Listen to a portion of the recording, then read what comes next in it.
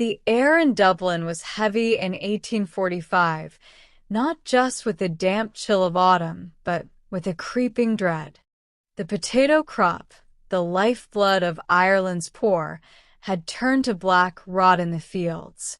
In the narrow, cobbled streets of Dublin's Liberties, where tenements sagged under the weight of too many souls, families like the O'Connells felt the first pangs of what would become a relentless famine. Mary O'Connell, a washerwoman with hands roughened by lie, lived in a single room with her husband, Patrick, a dock worker, and their 3 children, Sierra, Liam, and little Sean. Their home was a dim, drafty space on Fishamble Street, where the walls wept with moisture and the hearth struggled to keep the cold at bay. Potatoes had been their mainstay.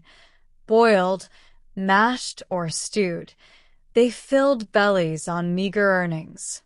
But now, the markets were bare, and the price of grain soared beyond reach. Each morning, Mary rose before dawn, her breath visible in the frigid air. She trekked to the River Liffey, where she scrubbed linens for the wealthy merchants of Dame Street.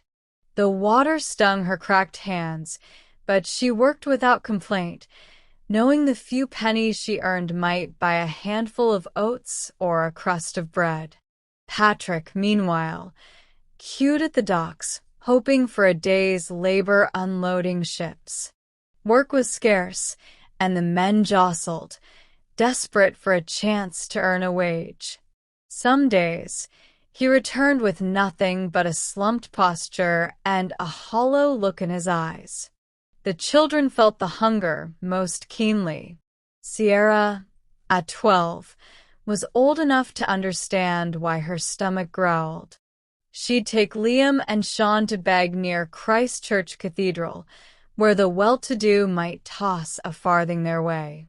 The cathedral's bells tolled mournfully, as if echoing the city's grief. Passers-by, their faces gaunt or flushed with their own worries, often hurried past.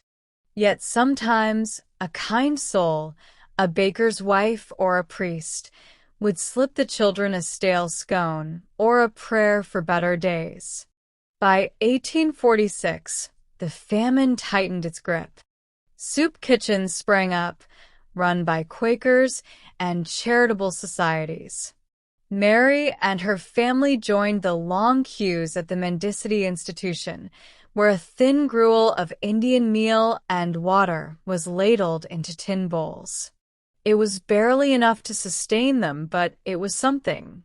The streets buzzed with rumors of ships carrying grain to England while Ireland starved, of landlords evicting tenants who couldn't pay rent, of workhouses overflowing with the desperate and dying. Dublin, though spared the worst of the rural devastation, was a city under siege. The workhouses, like the one on James's Street, were grim fortresses of last resort. Families feared them. Once inside, you might never leave. Mary heard tales of mothers separated from their children, of disease sweeping through crowded wards. She clung to her family's fragile independence, vowing to keep them together. Patrick, ever resourceful, bartered his skills. He'd mend a neighbor's broken stool or haul coal for a halfpenny. One evening, he brought home a small sack of turnips, traded for a day's work at a brewery. Mary boiled them into a watery stew, and the family savored each bite, the children's faces briefly bright with relief. These moments, fleeting as they were, stitched their hope together. Yet despair lurked. The winter of 1847 was brutal. Typhus and dysentery stalked the tenements, claiming the weak. Mary's neighbor, old Mrs. Kelly, succumbed one night, her cough silenced at last. The O'Connells mourned quietly, knowing death was a close companion. Sierra, growing thinner, stopped begging. Her strength was needed to care for Sean, whose cough worried Mary endlessly. In the evenings, the family huddled by their meager fire. Mary would hum an old tune, The Parting Glass, her voice soft as she rocked Sean. Patrick, though weary, told stories of Cuchulainn, the mythical hero, to distract the children from their hunger. Liam, wide-eyed, would ask, "Will things get better, duh?" Patrick, forcing a smile, would nod. "They will, lad. We'll endure." And endure they did, as Dublin's people always had. By 1848, glimmers of relief appeared. The potato crop showed signs of recovery, and aid from abroad trickled in. Mary found steadier work as the city's wealthier residents returned to their routines. Patrick secured a few weeks at the docks, enough to buy flour for soda bread. The family's laughter, long absent, began to creep back into their evenings. The Great Famine left scars on Dublin, empty homes, lost neighbors, and a generation marked by hunger. But for the O'Connells, survival was a quiet triumph. They'd faced the worst and held fast, bound by love and stubborn hope. As spring warmed the city in 1849, Mary stood by the Liffey, watching the river flow. It carried away the pain of those years, leaving her grateful for the simple weight of her children's hands in hers. The winter of 1848 clung to Dublin like a damp shroud. The Liffey's waters ran sluggish under a gray sky, and the city's streets, slick with mud, echoed with the clatter of carts and the low murmurs of the hungry. In the O'Connells' cramped tenement on Fishamble Street, the air was thick with the smell of boiled cabbage, when they could afford it, and the faint tang of peat smoke. Mary O'Connell, her shawl threadbare but tightly wrapped, knelt by the hearth, stirring a pot of watery porridge. The fire was weak, fed by scraps of turf scavenged from a neighbor's generosity. Patrick, her husband, sat at the rickety table, mending a torn net for a fisherman who'd promised a few herrings in return. His hands, calloused from years at the docks, moved with practiced care, though his eyes were heavy with fatigue. The children, Sierra, now 13, Liam, 10, and little Sean, barely 6, huddled on a straw pallet in the corner, sharing a tattered blanket. Sean's cough, a persistent rattle that had haunted Mary's nights, was quieter today, but she watched him closely, her heart tight with worry. The famine had not relented as much in Dublin as some hoped. While rural villages faced utter devastation, the city bore its own scars. The potato blight lingered, and though some fields showed signs of recovery, food remained scarce. The markets along Capel Street displayed pitiful offerings: wilted turnips, moldy oats, and fish too small to feed a family. Prices were a cruelty, driven up by speculators who thrived while others starved. Mary had seen men and women, faces hollowed by hunger, collapse in the streets, their bodies carted off to unmarked graves. Yet the O'Connells clung to survival. Mary's work as a washerwoman brought in a few shillings a week, enough for a sack of Indian meal or a loaf of coarse bread. Patrick's labor at the docks was less frequent now, as trade slowed and competition grew fiercer. The family had learned to stretch every resource. A single onion could flavor a week's worth of broth, and bones from a butcher's discard pile could be boiled until they yielded a faint, greasy nourishment. Sierra, growing tall but thin, had taken on more responsibility. She no longer begged at the cathedral, as her pride and Mary's insistence kept her closer to home.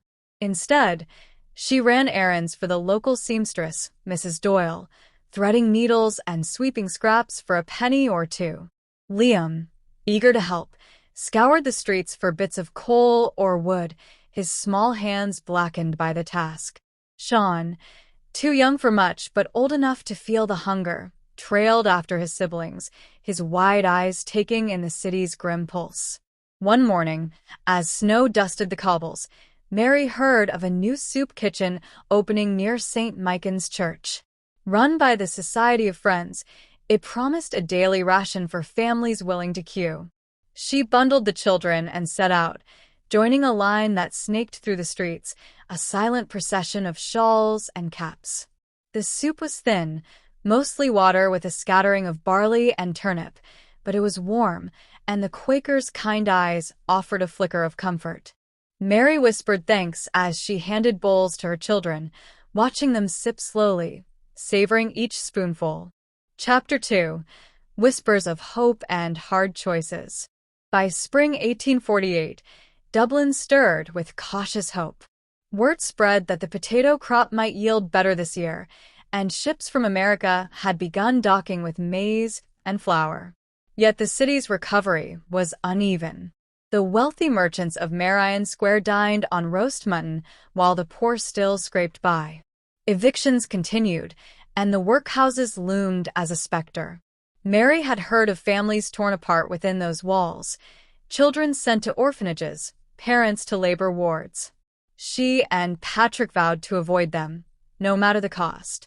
Patrick's resourcefulness kept the family afloat. One evening, he returned with a small bundle wrapped in cloth, a gift from a ship's captain he'd helped at the docks. Inside were 2 apples, bruised but sweet, and a wedge of cheese. The children's faces lit up as Mary divided the bounty, giving each a sliver of cheese and half an apple. Sean, his cough easing with the warmer weather, giggled as the juice dribbled down his chin. For a moment, the room felt less like a prison and more like a home. But the specter of loss was never far. One night, a knock came at the door. It was Mrs. Doyle, the seamstress, her face pale. Her son, Tommy, had fallen ill with fever, likely typhus, which still prowled the tenements. Mary's heart sank. Tommy had played with Liam just days ago. She sent Sierra to fetch water and rags, and the family spent the night praying, their voices soft against the creaking walls. By morning, Tommy was gone, and Mrs. Doyle's wails echoed through the street. Mary held her children close, fear gnawing at her resolve. The famine forced hard choices. Patrick heard of work in Liverpool, where factories needed strong hands. The journey was perilous, and leaving meant splitting the family, but the promise of steady wages was tempting. Mary resisted, her voice firm. "We stay together," she said, her eyes meeting his. "We've come this far." Patrick nodded, though the weight of her words settled heavily on him. Instead, he doubled his efforts in Dublin, taking any job, hauling, mending, even cleaning stables. Chapter 3. The Turn of the Tide, 1849. By 1849, Dublin began to breathe again.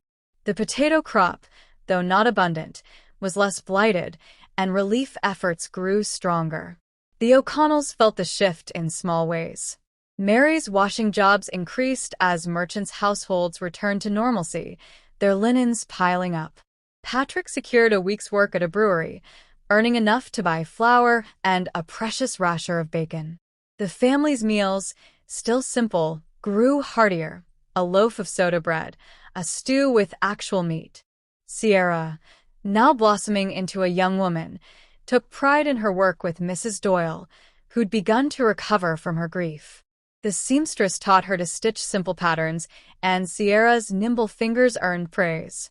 Liam, ever curious, pestered the local baker for odd jobs, returning one day with a warm loaf, his grin wide as the Liffey.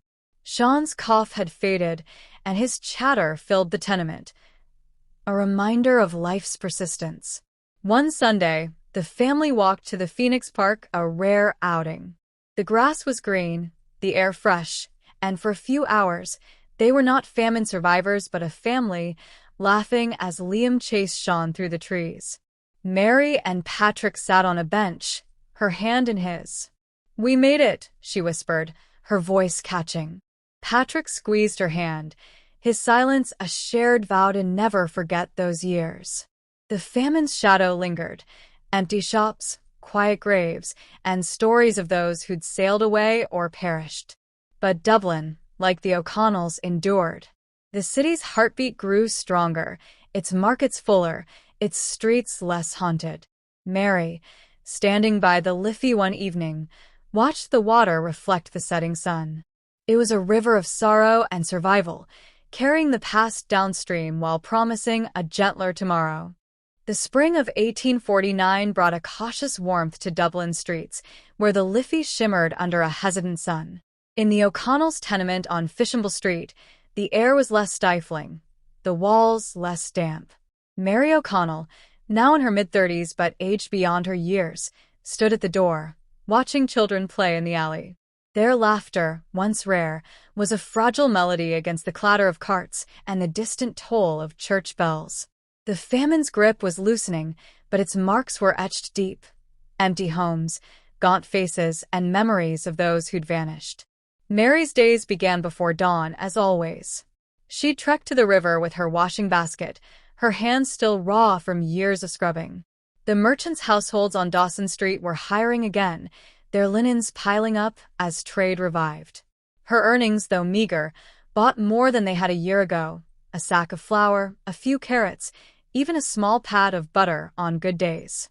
Patrick, her husband, found steadier work at the docks, where ships now arrived with grain and timber, signs of a world stirring beyond Ireland's shores. His wages, combined with Mary's, kept the family from the workhouse's shadow. Sierra, at 13, was growing into a quiet strength. Her work with Mrs. Doyle, the seamstress, had blossomed into an apprenticeship of sorts. She learned to mend petticoats and stitch simple dresses, her fingers deft despite their thinness. Mrs. Doyle, still mourning her son Tommy, found solace in Sierra's company, often slipping her a biscuit or a kind word. Liam, now 11, was restless, his energy uncontained by the tenement's walls. He ran errands for the baker on Ormond Quay, earning a loaf or a coin, his pride swelling with each small contribution. Little Sean, 6 and finally free of his cough, trailed after Liam, his chatter a constant hum in the family's life. The city itself was changing. The soup kitchens, once lifelines, were fewer now, replaced by markets that slowly filled with produce. Potatoes, though still scarce, appeared in stalls, their prices high, but no longer impossible. Charitable societies shifted their focus to rebuilding, schools for orphans, shelters for the evicted. Yet Dublin's recovery was uneven. The Liberties, where the O'Connells lived, remained a maze of poverty, its tenements crumbling, its air thick with coal smoke and despair. Typhus and cholera lingered, striking without warning. Mary kept a vigilant eye on her children, boiling water and scrubbing their clothes with fierce care. One evening, as the family shared a meal of potato soup, thickened with oats and flavored with a precious onion, Patrick spoke of rumors he'd heard at the docks. "They say America's calling for workers," he said, his voice low. "Strong men for railroads, factories. A new start." Mary's spoon paused midair, her eyes narrowing. "And leave this behind? Our home, our people?" Her tone was firm, but fear flickered beneath it. Patrick sighed, his shoulders heavy. "Just a thought, love. We've fought too hard to give up now." The children, sensing the tension, ate in silence, their spoons scraping the bowls. Chapter 5. Shadows of Loss. Winter 1849. Winter returned with a bite, testing the O'Connells' fragile gains. The cold seeped into their tenement, and coal was scarce. Mary stitched extra scraps into their blankets, while Patrick bartered a day's labor for a small sack of turf. The family huddled close at night, their breaths mingling in the dim glow of the hearth. Sean, curled against Mary, whispered, "Will we always be hungry, Ma?" Her heart ached, but she smoothed his hair and murmured, "Not always, love. We're stronger than the hunger." The city's recovery faltered under winter's weight. Evictions surged as landlords, eager to clear unprofitable tenants, sent families into the streets. Mary saw them daily, mothers clutching infants, men with empty eyes, their belongings piled in carts. The workhouse on James's Street loomed larger, its gates swallowing those with nowhere else to go. Mary and Patrick redoubled their efforts to avoid it, their fear unspoken but shared. They'd heard of families torn apart inside, of children sent to distant colonies, of graves filled without names. Tragedy struck close in January. Liam, always bold, had been scavenging near the docks when he slipped on icy cobbles, twisting his ankle. The injury wasn't grave, but it kept him home, his face pale with frustration. Mary tended to him, wrapping his ankle in rags, but the loss of his small earnings stung.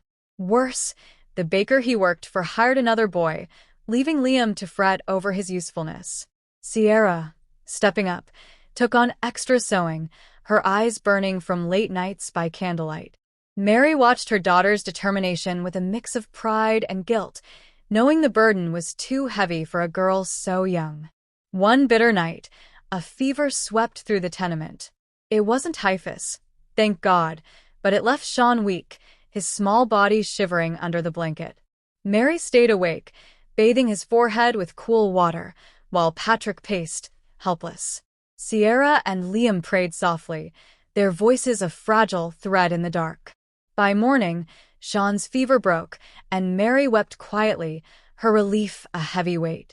The scare reminded them how close they lived to loss, how thin the line between survival and surrender. Chapter 6: A New Rhythm, 1850. By 1850, Dublin's pulse grew stronger. The potato crop, though not fully recovered, was reliable enough to ease the city's hunger. Markets bustled again, and the docks hummed with activity. Patrick secured a steady job unloading coal ships, his wages enough to buy flour, meat, and even a new shawl for Mary. She, in turn, expanded her washing work, taking on clients from as far as Grafton Street. The extra coins allowed small comforts, a tin of tea, a pair of boots for Liam, a ribbon for Sierra's hair. Sierra's skill with a needle earned her a reputation. Mrs. Doyle, now a mentor as much as an employer, spoke of opening a small shop and taking Sierra on full-time. The girl's eyes lit up at the prospect, though she hid her excitement behind a shy smile. Liam, his ankle healed, found work with a carter, hauling goods across the city. His chatter about horses and warehouses filled the tenement, a welcome change from the silence of hunger. Sean, stronger now, began attending a charity school near St. Patrick's Cathedral, where he learned his letters and numbers, his small voice reciting them proudly at night. The O'Connells' life found a new rhythm. Evenings were spent around the hearth, the family sharing stories and songs. Patrick, his humor returning, spun tales of Finn McCool, the giant who built the causeway to Scotland. Mary sang Molly Malone, her voice soft but clear, while Sierra mended clothes and Liam whittled a stick into a toy for Sean. These moments, simple as they were, wove a net of hope, catching the family before they could fall back into despair. Dublin itself was healing, though slowly. The liberties remained rough, but new faces appeared, immigrants returning from England, families rebuilding after years of loss. Churches offered aid, and schools multiplied, giving children like Sean a chance at something better. Yet the famine's ghosts lingered. Mary passed empty houses daily, their windows dark, their doors boarded. She heard of friends who'd sailed for America or Canada, their letters full of promise but also peril. The O'Connells chose to stay, their roots too deep in Dublin's soil. Chapter 7: A Quiet Triumph, 1851. By 1851, the O'Connells, eye on an apprenticeship with a cooper, his ambition burning bright. Sean, thriving at school, brought home a slate with his name written in careful letters, a gift that made Mary's eyes sting with pride. One summer evening, the family walked to the Ha'penny Bridge, its iron curve glowing under the setting sun. They stood together, watching the Liffey flow, its waters carrying away the pain of the famine years. Mary leaned against Patrick, her hand in his, while the children tossed pebbles into the river, their laughter rising like a prayer. "We're still here," Patrick said, his voice steady. Mary nodded, her heart full. They'd faced hunger, fear, and loss, but they'd held fast, their love a shield against the worst. Dublin, too, was finding its way. The city's streets buzzed with life, vendors calling, children playing, ships docking. The famine scars would never fully fade, but the city's spirit, like the O'Connells, was unbreakable. As the sun dipped below the horizon, Mary whispered a quiet thanks, not to any saint or god, but to the stubborn will that had carried them through. The river flowed on, and so did they, into a future hard-won and fiercely cherished. Chapter 8, A City Reborn, Summer 1851. The summer of 1851 bathed Dublin in a golden glow, the Liffey sparkling under a sun that felt, for the first time in years, like a promise rather than a tease. The city was stirring, its pulse quickening as markets swelled with goods and the docks hummed with trade. In the Liberties, where the O'Connells lived, the air still carried the tang of coal smoke and the faint must of damp tenements, but there was a new energy, a cautious optimism that crept into conversations, footsteps, and the laughter of children playing in the alleys. Mary O'Connell, now nearing 40, felt the change in her bones. Her hands, still rough from years of washing, moved with a lighter touch as she scrubbed linens for the merchants of Dawson and Grafton streets. Her client list had grown, and with it her earnings, enough to afford a weekly joint of mutton or a sack of potatoes, no longer a luxury, but a staple once more. She'd even saved a few shillings, tucked beneath a loose floorboard in their Fishamble Street tenement, dreaming of a larger room with a proper window to let in the light.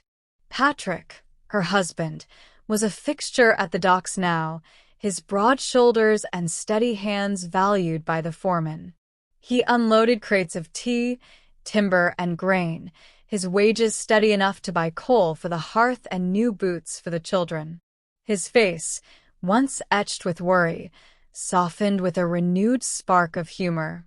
He'd come home with stories of the ships, vessels from Boston, Liverpool, even far-off Australia, spinning tales of distant lands for the children, though his heart remained firmly in Dublin. Sierra, at 15, was blossoming into a young woman of quiet determination. Her work with Mrs. Doyle, the seamstress, had earned her a small reputation in the Liberties. Her stitches were meticulous, her designs simple but elegant, and Mrs. Doyle spoke openly of opening a shop with Sierra as her partner. The prospect thrilled Sierra, though she hid her excitement behind a shy smile, her fingers never pausing as she sewed late into the night. Liam, now 12, was all energy and ambition, apprenticing with a cooper near the docks. He loved the smell of oak and the rhythm of hammer on wood, dreaming of crafting barrels for the brewery ships.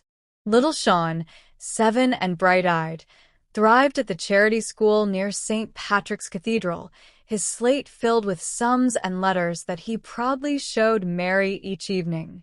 The O'Connells' tenement, though still cramped, felt warmer, fuller. Meals were heartier, soda bread, stew with carrots and a bit of bacon, even a rare apple tart when Mary felt indulgent. The hearth burned brighter, and the children's laughter echoed more often. Yet the famine's shadow lingered. Mary passed empty homes daily, their doors boarded, their stories lost. She heard of neighbors who'd sailed for America, their letters arriving with tales of opportunity, but also struggle. The workhouse on James's Street still stood, a grim reminder of how close they'd come to its gates. One evening, as the family shared a meal of potato and leek soup, Patrick raised a question that had been simmering. "There's talk of a new market opening on Moore Street," he said, his voice careful. "Vendors needed, stalls to let. What if we tried our hand? A cart, maybe sell bread or vegetables?" Mary paused, her spoon hovering. The idea was bold, risky. Their savings were small, and failure could unravel their fragile stability. But she saw the spark in Patrick's eyes, the same one that had carried them through the darkest years. "We'd need a plan," she said, her tone measured but warm. "But we've faced worse." The children, listening intently, grinned. Sierra at the thought of new fabric for her sewing, Liam at the chance to haul goods, Sean at the simple joy of something new. Chapter 9. Stumbles and Strides. Winter 1851. Winter brought its usual chill, but Dublin faced it with a resilience born of survival.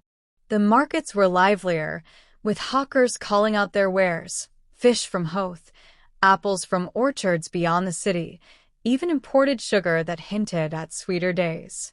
The O'Connells, inspired by Patrick's idea, began planning their venture.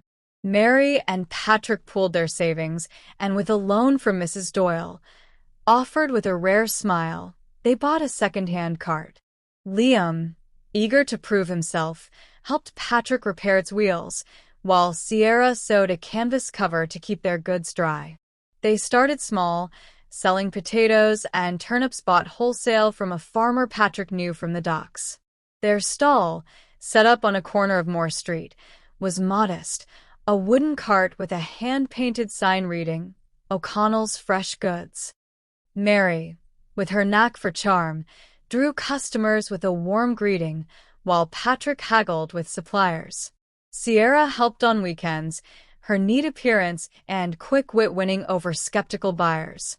Liam hauled sacks, his pride swelling with each sale, and Sean, too, young to work, darted about, fetching water or shooing stray dogs. The venture wasn't without struggles. A wet December soaked their stock, spoiling half a sack of potatoes. A rival vendor, a gruff man with a larger stall, undercut their prices, drawing customers away. Mary's heart sank on those lean days, but Patrick's resolve held firm. "We've weathered worse than a bit of rain," he'd say, squeezing her hand. They adapted, buying smaller batches and adding baked goods.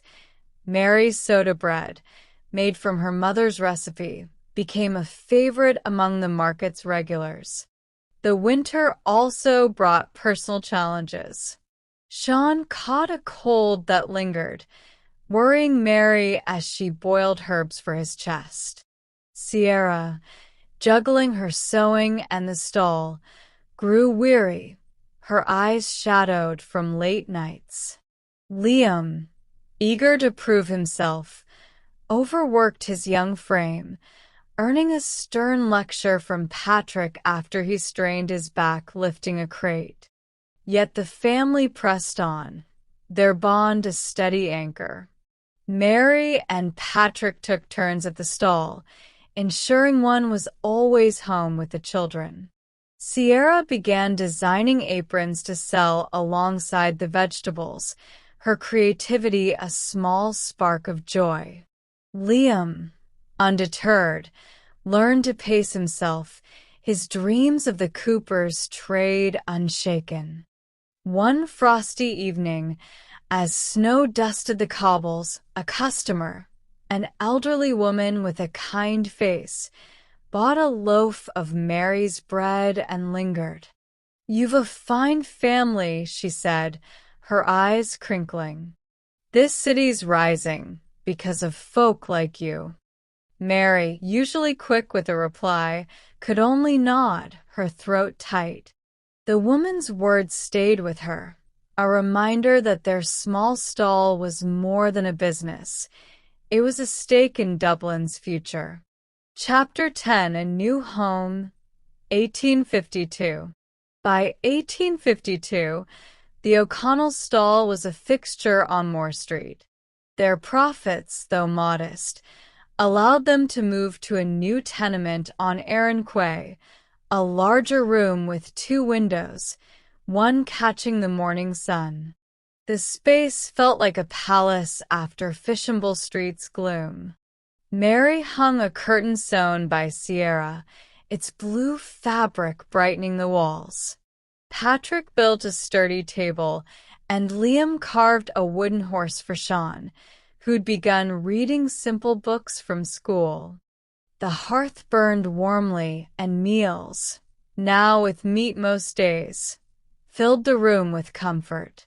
Sierra, at 16, was Mrs. Doyle's partner in a small shop on Capel Street, where they sold dresses and linens to a growing clientele. Her confidence grew, though she remained quiet, her dreams of designing her own patterns taking shape. Liam, 13, was formally apprenticed to the cooper, his days filled with the clang of tools and the scent of wood. He'd come home with sawdust in his hair, regaling Sean with tales of barrels bound for Guinness. Sean, 8, was top of his class, his teacher praising his quick mind.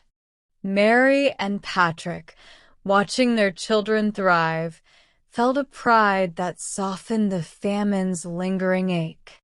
Dublin, too, was finding its stride. The city's streets bustled with new shops, rebuilt homes, and faces from abroad, returned emigrants and new arrivals drawn by opportunity. The Liberties, though still rough, hummed with life, its people rebuilding with stubborn grit. The famine scars remained, cemeteries full, stories of loss whispered in pubs, but hope was stronger. Churches rang with weddings, markets with laughter, and the Liffey flowed with a quiet promise of renewal. One spring evening, the O'Connells walked to the Phoenix Park, a tradition now. The grass was lush, the air sweet with blossom. Sean chased Liam, their shouts echoing, while Sierra picked daisies, weaving them into a chain. Mary and Patrick sat on a hill, watching the city spread below. "We did more than survive," Mary said, her voice soft. Patrick, his arm around her, nodded. "We built something." Their eyes met, holding years of hunger, fear, and love, a love that had carried them through. The O'Connell's story, like Dublin's, was one of endurance. They'd faced the famine's darkest days and emerged not unbroken but stronger, their roots deep in the city's soil.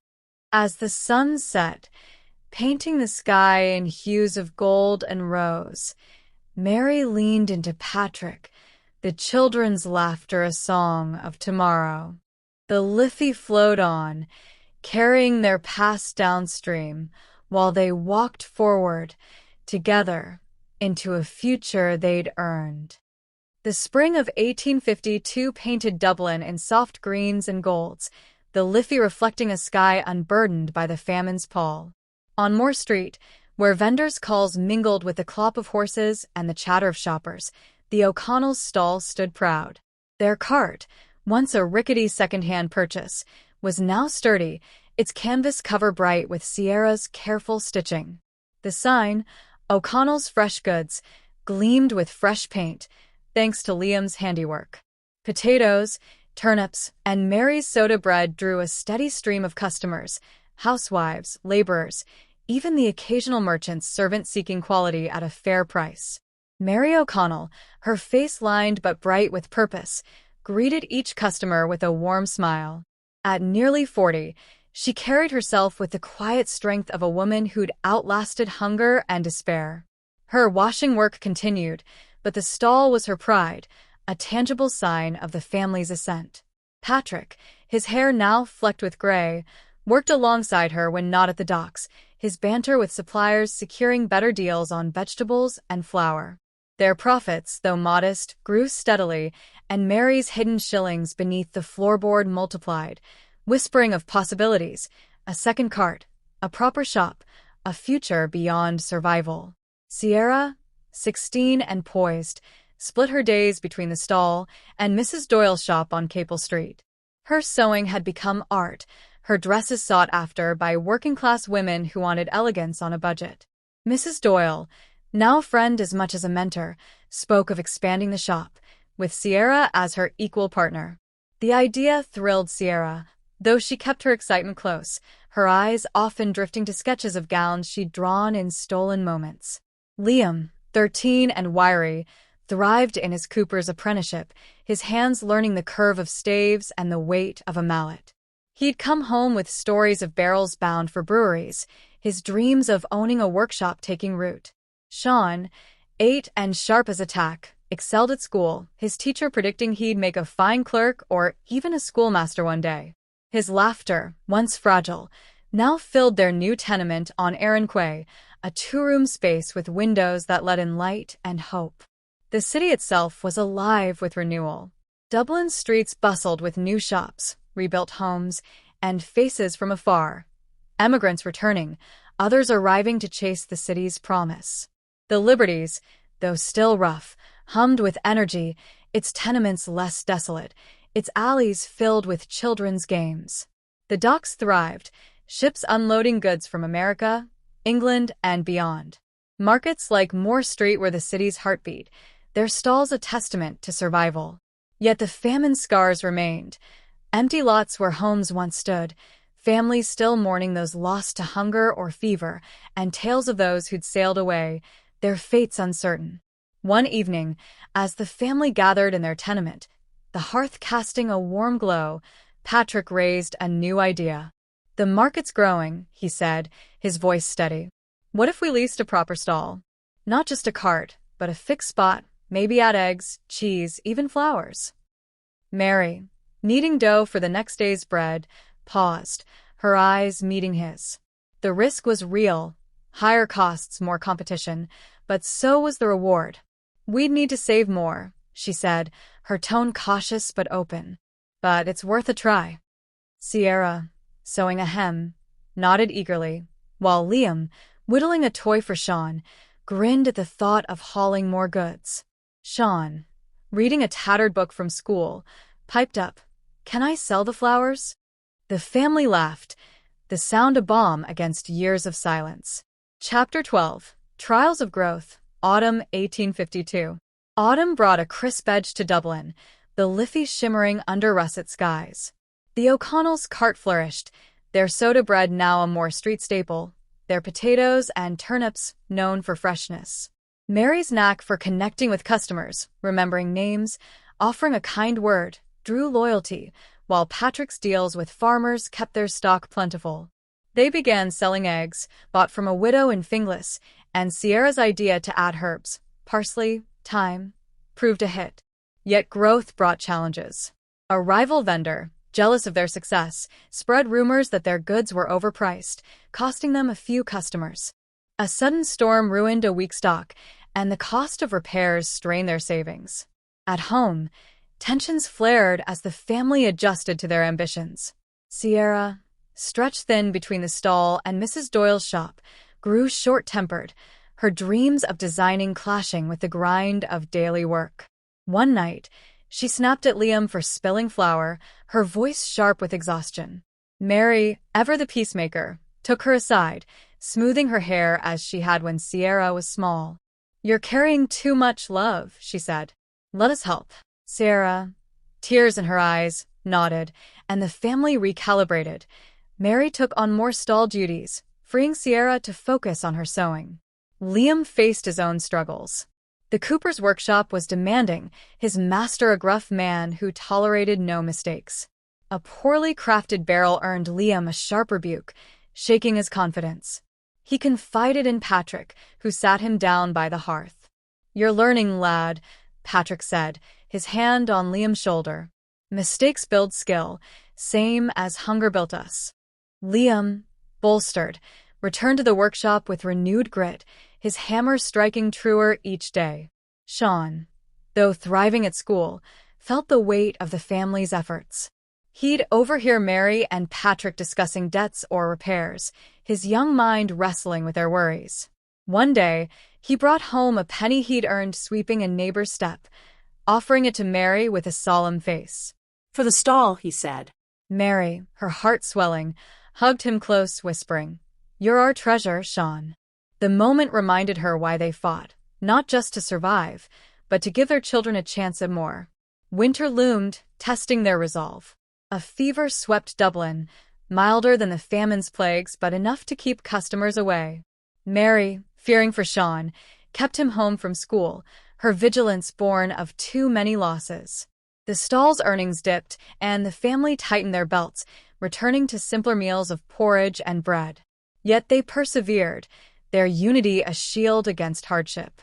Patrick repaired the cart himself, saving coins, while Sierra sold a batch of aprons to cover a supplier's bill. Liam, determined, crafted a perfect barrel, earning a rare nod from his master. Chapter 13, A Place in the World, 1853.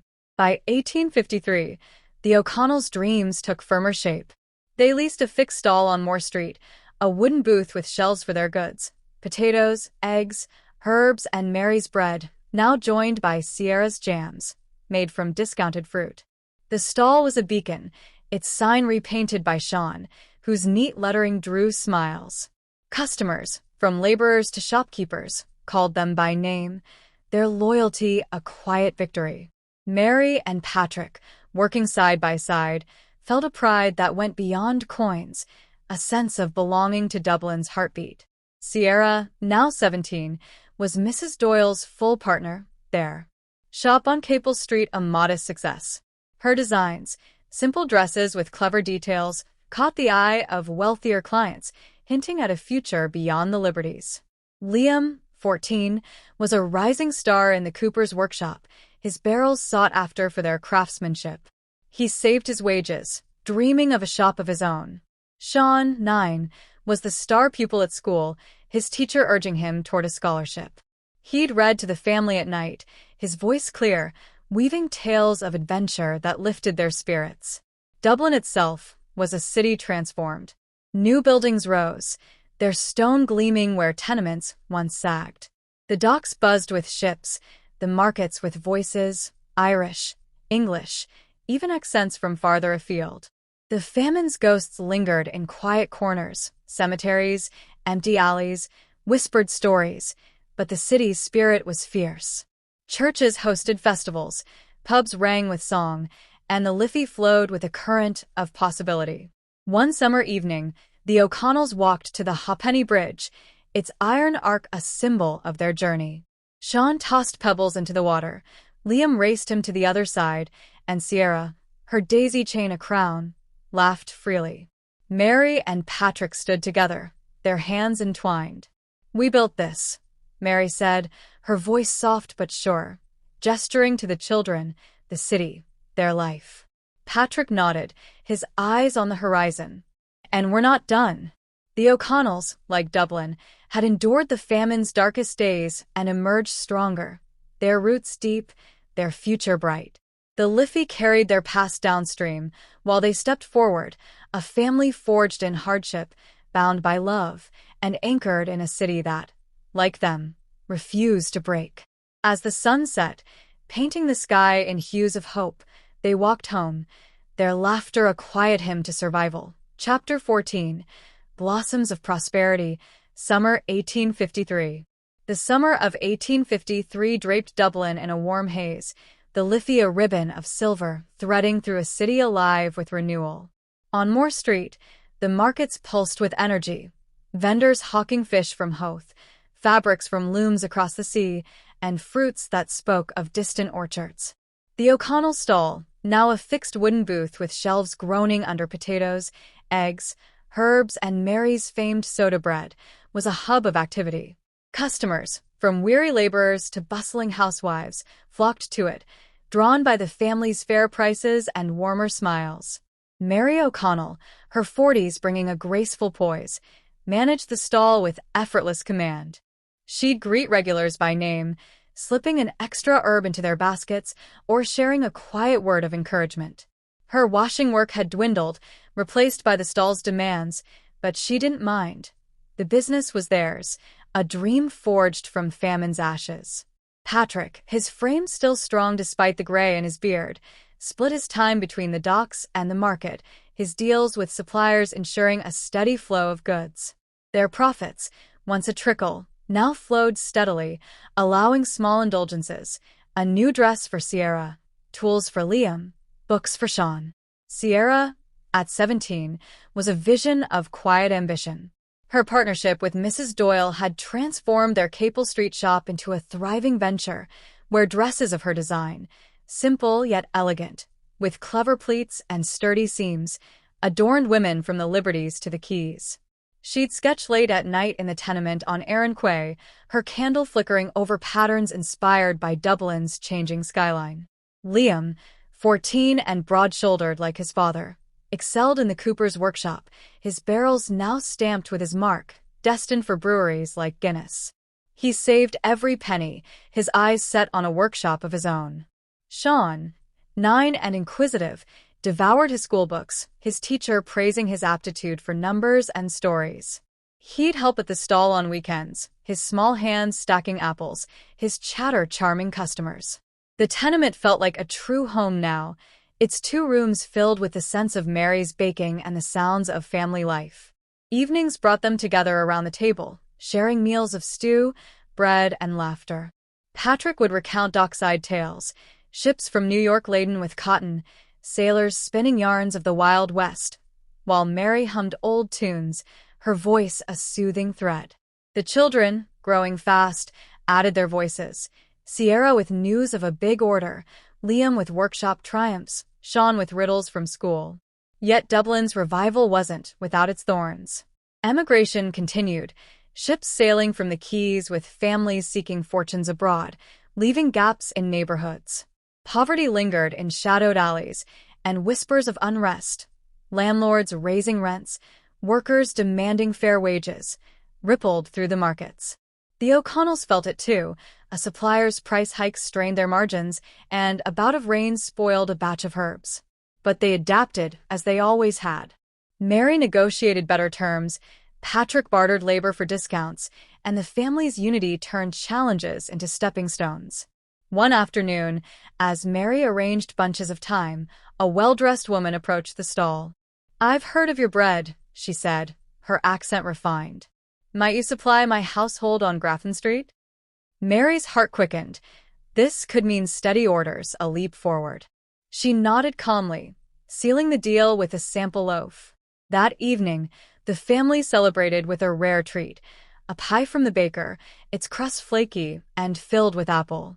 "We're climbing," Patrick said, raising a mug of tea.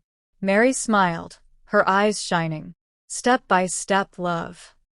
Chapter 15. Winds of Change, Winter 1853. Winter descended with a chill that bit through coats and walls, but Dublin faced it with a hard-won toughness. Snow dusted the cobbles, and the markets adapted, vendors huddling under awnings, their breaths clouding the air. The O'Connell stall endured, their goods now including winter roots, carrots, parsnips, and preserved Sierra made from summer fruits. The Grafton Street order proved a boon, Mary delivering loaves weekly, her basket heavy but her step light. At home, the hearth burned steadily, fueled by Patrick's stock earnings. The family gathered close, mending clothes or reading by lamplight. Sierra's shop thrived despite the cold, her woolen dresses in demand. She confided in Mary one night, her voice tentative. "There's a lad at the shop, a tailor's son. He's kind, Ma." Mary, stirring the fire, smiled softly. "Be sure of your heart, love. You've a bright path ahead." Sierra nodded, her cheeks flushing, the possibility of love a new bloom in her life. Liam, however, faced a setback. His master at the cooper's workshop fell ill, closing the shop for weeks. Work was scarce, and Liam's frustration mounted, his hands idle when they longed for wood and hammer. He helped at the stall, but his heart wasn't in it. Patrick took him aside, walking along the quays. "Patience, lad," he said. "The famine taught us that. Opportunities come." Liam, inspired, sought odd jobs, mending crates for merchants, and soon the workshop reopened, his place secured.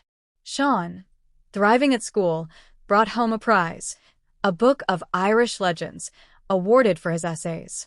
He'd read aloud, his voice animated, transporting the family to mythical realms.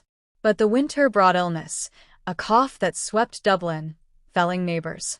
Mary, vigilant, brewed herbal teas and kept the children warm, her fear a echo of famine days. Sean caught a mild case, but under her care, he mended the families. Relief palpable. The stall weathered a storm, literal and figurative, when high winds damaged the booth. Repairs cost dearly, dipping into savings. Yet the community rallied. A fellow vendor lent tools. Customers offered extra coins. The O'Connells rebuilt stronger, adding a sturdy roof. Dublin's like us, Patrick mused as they hammered. Battered but standing. Chapter 16.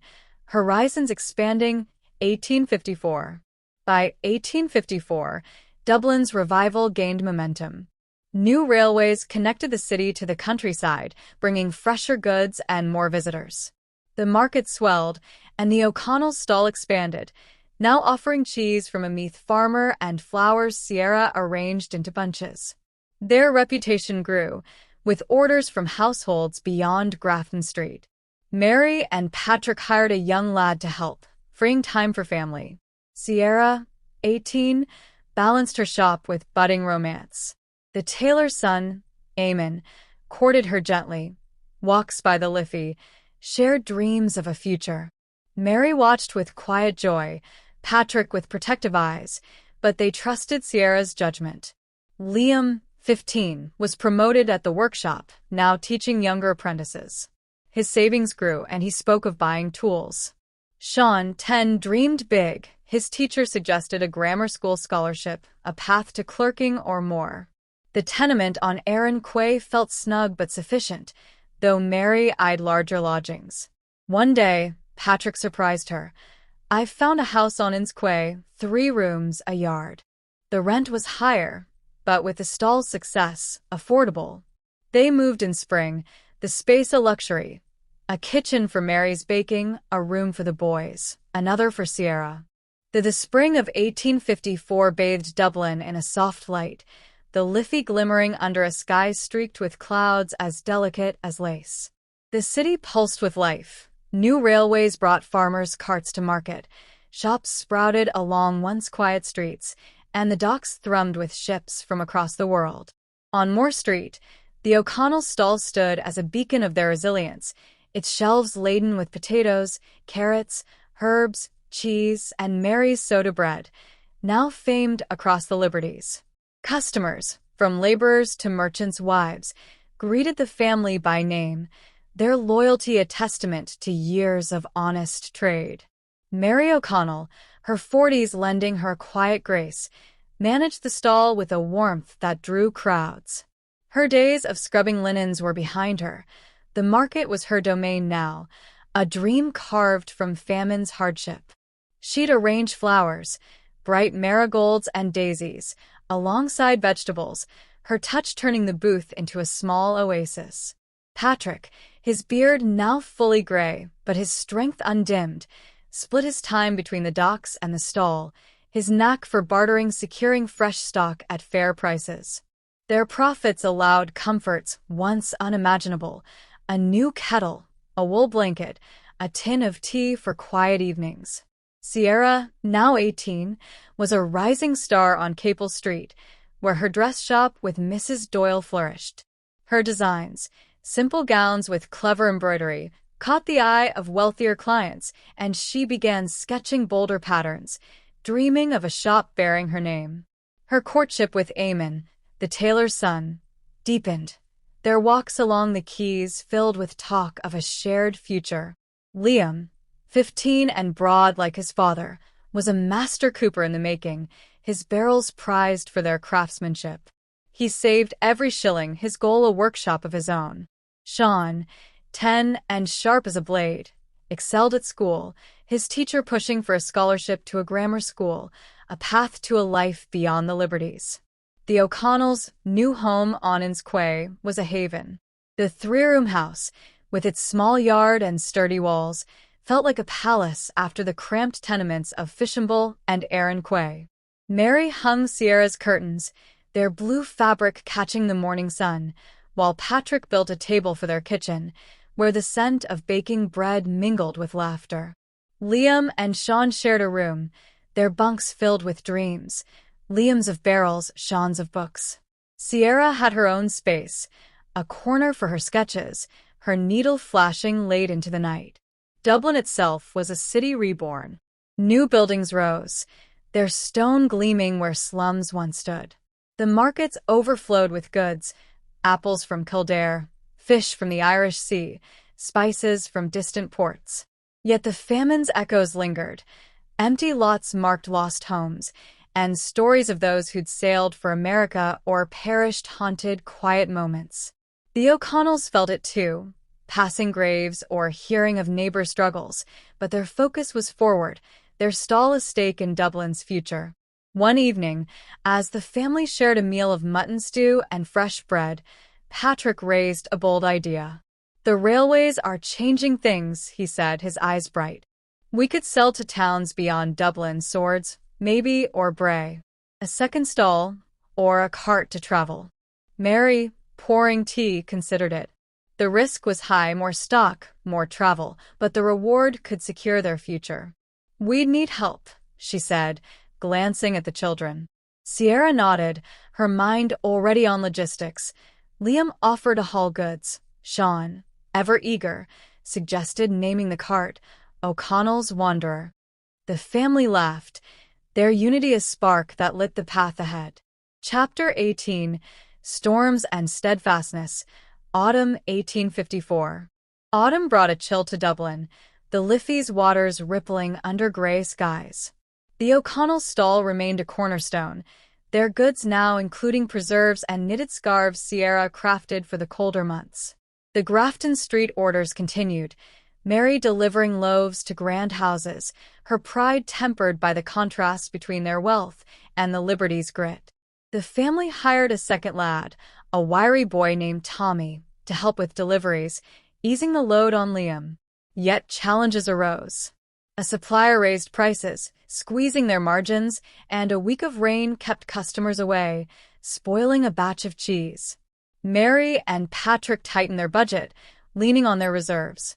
Sierra, stretched between the shop and her courtship, grew weary, her sketches neglected as orders piled up. One night, she confided in Mary, her voice trembling. "I want it all. The shop, Eamon, my designs, but it's heavy, Ma." Mary, smoothing her daughter's hair, replied, "You're strong, love. Choose what fills your heart." Sierra, bolstered, began delegating tasks at the shop, freeing time for her passion. Liam faced his own trials. A rival apprentice, jealous of his skill, sabotaged one of his barrels, earning Liam a scolding from his master. Furious but determined, Liam rebuilt the barrel, working late to prove his worth. His master, impressed, gave him a full raise, and Liam's confidence returned, his savings growing closer to his dream. Sean, meanwhile, struggled with the pressure of his teacher's expectations. The scholarship exam loomed, and he'd wake at night, anxious. Patrick, sensing his son's fear, took him to the docks, pointing to the ships. "You'll sail your own path, Sean," he said. "One step at a time." Sean, reassured, studied harder, his pencil steady. Winter's approach brought a scare. A fever swept Dublin, milder than the famine's plagues, but enough to worry Mary. She brewed teas and kept the house warm, her vigilance a shield. Tommy, their helper, fell ill, and the family covered his work, their kindness earning his loyalty. The stall endured, its roof sturdy against snow, its customers steadfast.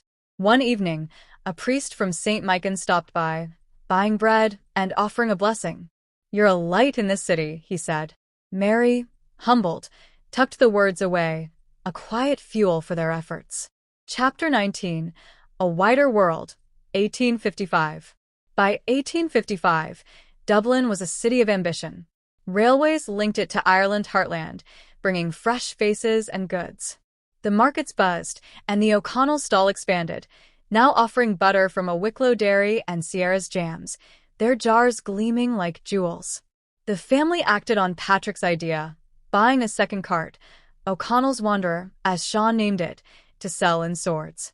Liam drove the cart, his strength and charm winning new customers, while Mary and Patrick managed Moore Street. The venture stretched them thin but paid off, their earnings enough to furnish the inn's quay house with chairs and a proper bed for Mary and Patrick. Sierra, 19, took a leap. With Mrs. Doyle's blessing, she opened a second shop on Mary Street, her name on the sign, Sierra's Threads.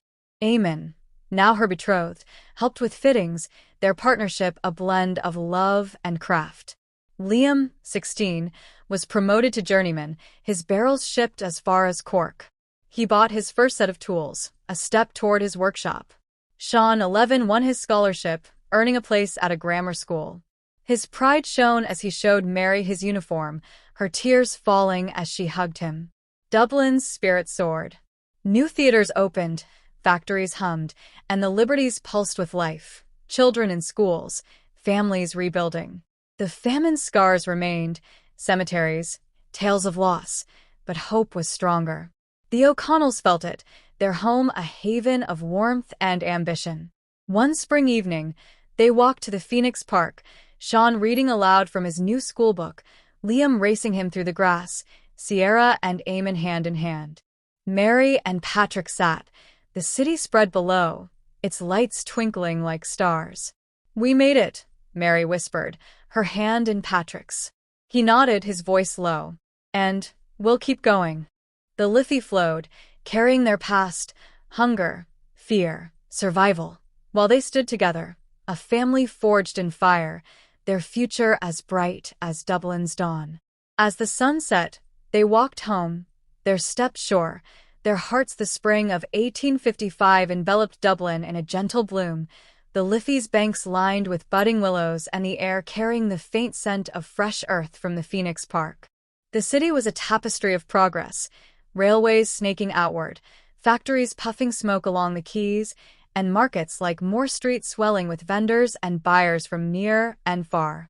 The O'Connell stalls stood firm amid the bustle, its wooden booth a familiar sight, stocked with potatoes from Kildare farms, eggs from backyard hens, herbs tied in neat bundles, and Mary's soda bread, whose aroma drew passers-by like a gentle call. Mary O'Connell, her face softened by years of quiet triumph, oversaw the stall with a practiced eye. In her mid-40s, she moved with the grace of someone who had known hunger and now savored abundance, however modest. Deliveries to Grafton Street households had grown, and she begun supplying a small bakery on O'Connell Street, her loaves a staple in their offerings. Patrick, his hands still rough from dock work, but his spirit lighter, managed the O'Connell's Wanderer cart, traveling to Swords twice a week, where villagers greeted him with nods and coins. Their helper, young Tommy, had become like family, his quick feet handling errands with cheerful efficiency. Sierra, 19 and radiant with purpose, thrived at her Mary Street shop, Sierra's Threads. Her dresses, crafted from sturdy cottons and wools, accented with subtle lace, adorned women from shopkeepers to clerks. Eamon, her fiancé, worked alongside her, his tailoring skills complementing her designs. They planned a wedding for autumn, a simple affair at St. Michael's Church, with dreams of a home of their own.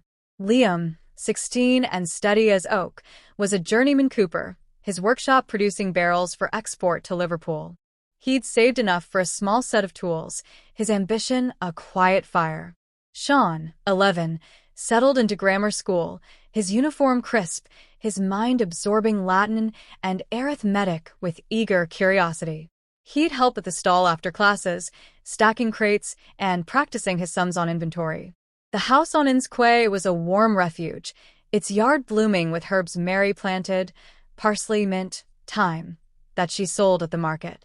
The kitchen hummed with activity, Mary baking while Patrick mended tools, the children's voices weaving through. Evenings brought stories, Patrick recounting railway tales, Sierra sharing shop anecdotes, Liam describing barrel-making intricacies, Sean reciting poems from school. The famine's memories, though distant, lingered in grateful glances at full plates. Dublin's energy inspired them. New bridges spanned the Liffey, Gas lamps lit the streets, and exhibitions showcased inventions from across the empire. Yet undercurrents of change stirred, rising rents, whispers of reform, and news of troubles abroad. The O'Connells felt secure but vigilant, their stall a buffer against uncertainty.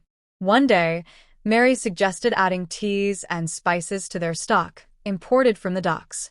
Patrick agreed, and soon small tins of Assam and cloves joined the shelves, their scents a novel draw. Chapter 21. Whispers of Union. Autumn 1855. Autumn painted Dublin in russets and golds, the Liffey reflecting fallen leaves as the city prepared for winter.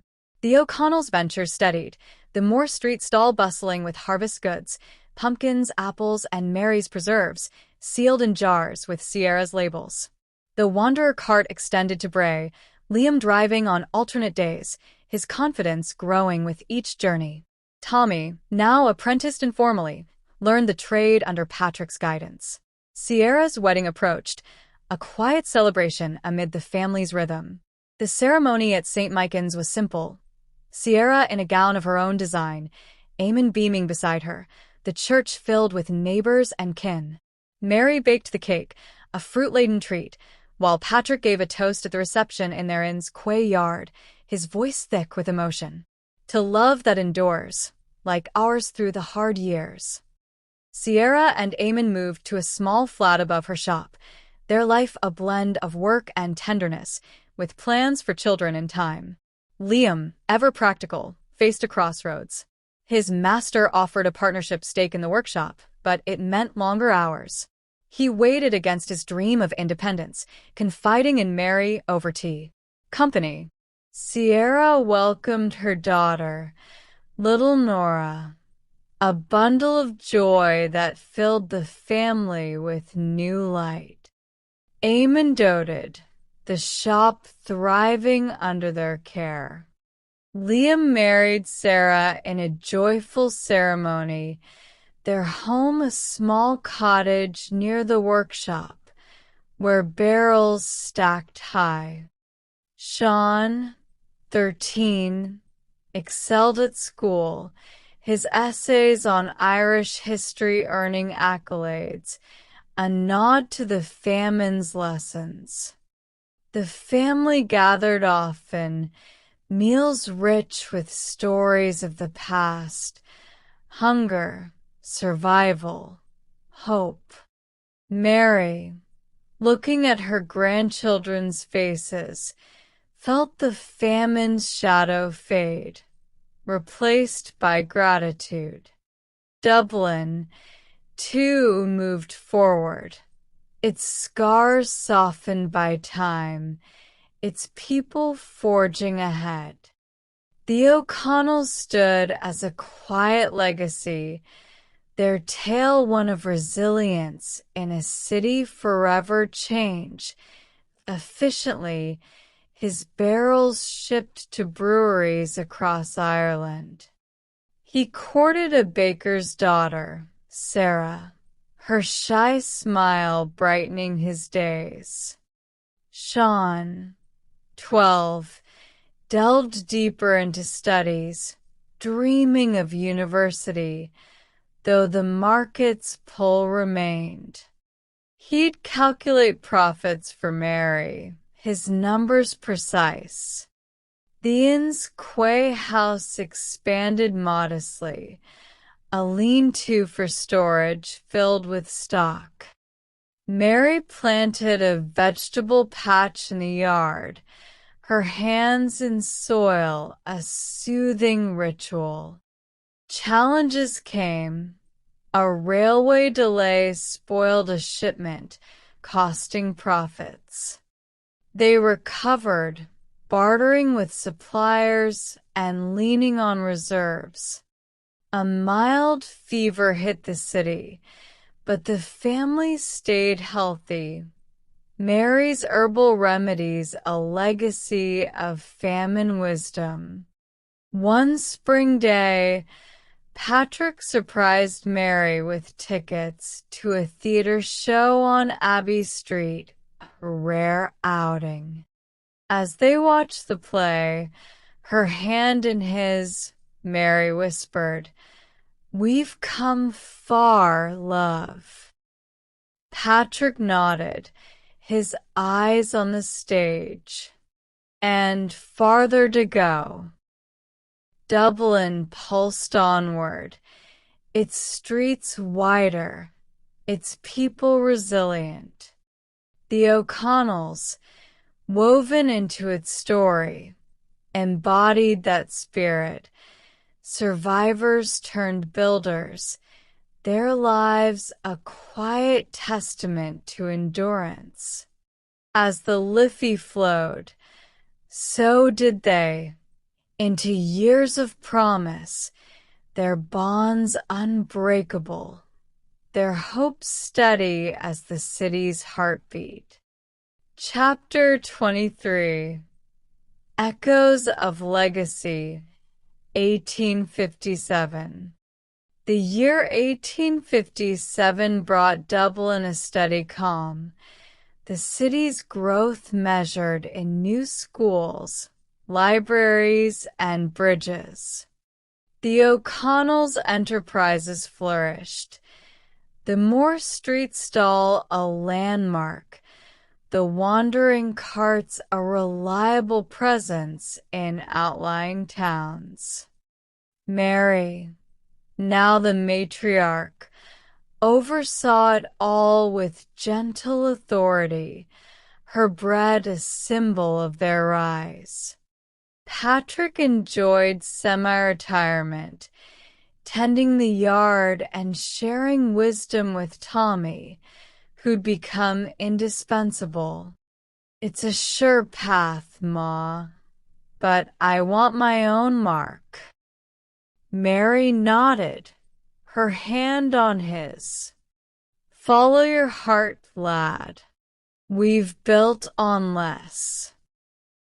Liam accepted, using his savings to invest, his barrels now stamped O'Connell and Company. Sean thrived at school, his essays earning praise, but homesickness for the market's bustle tugged at him. He'd sneak away on weekends to help, his quick math-aiding inventory. Winter loomed, bringing shorter days and colder winds. A coal shortage raised prices, and the family bundled close, sharing stories by the hearth to conserve fuel. News of a poor harvest in the west stirred old fears, but Dublin's railways brought relief supplies, easing tensions. One evening, a customer at the stall, a traveler from Cork, shared tales of emigration waves still flowing. "Many head to America for land," he said. Mary listened politely, her thoughts on their rooted life. "We've our peace here," she replied, handing him bread. The encounter reminded her of their fortune, a family intact in a city that had lost so many.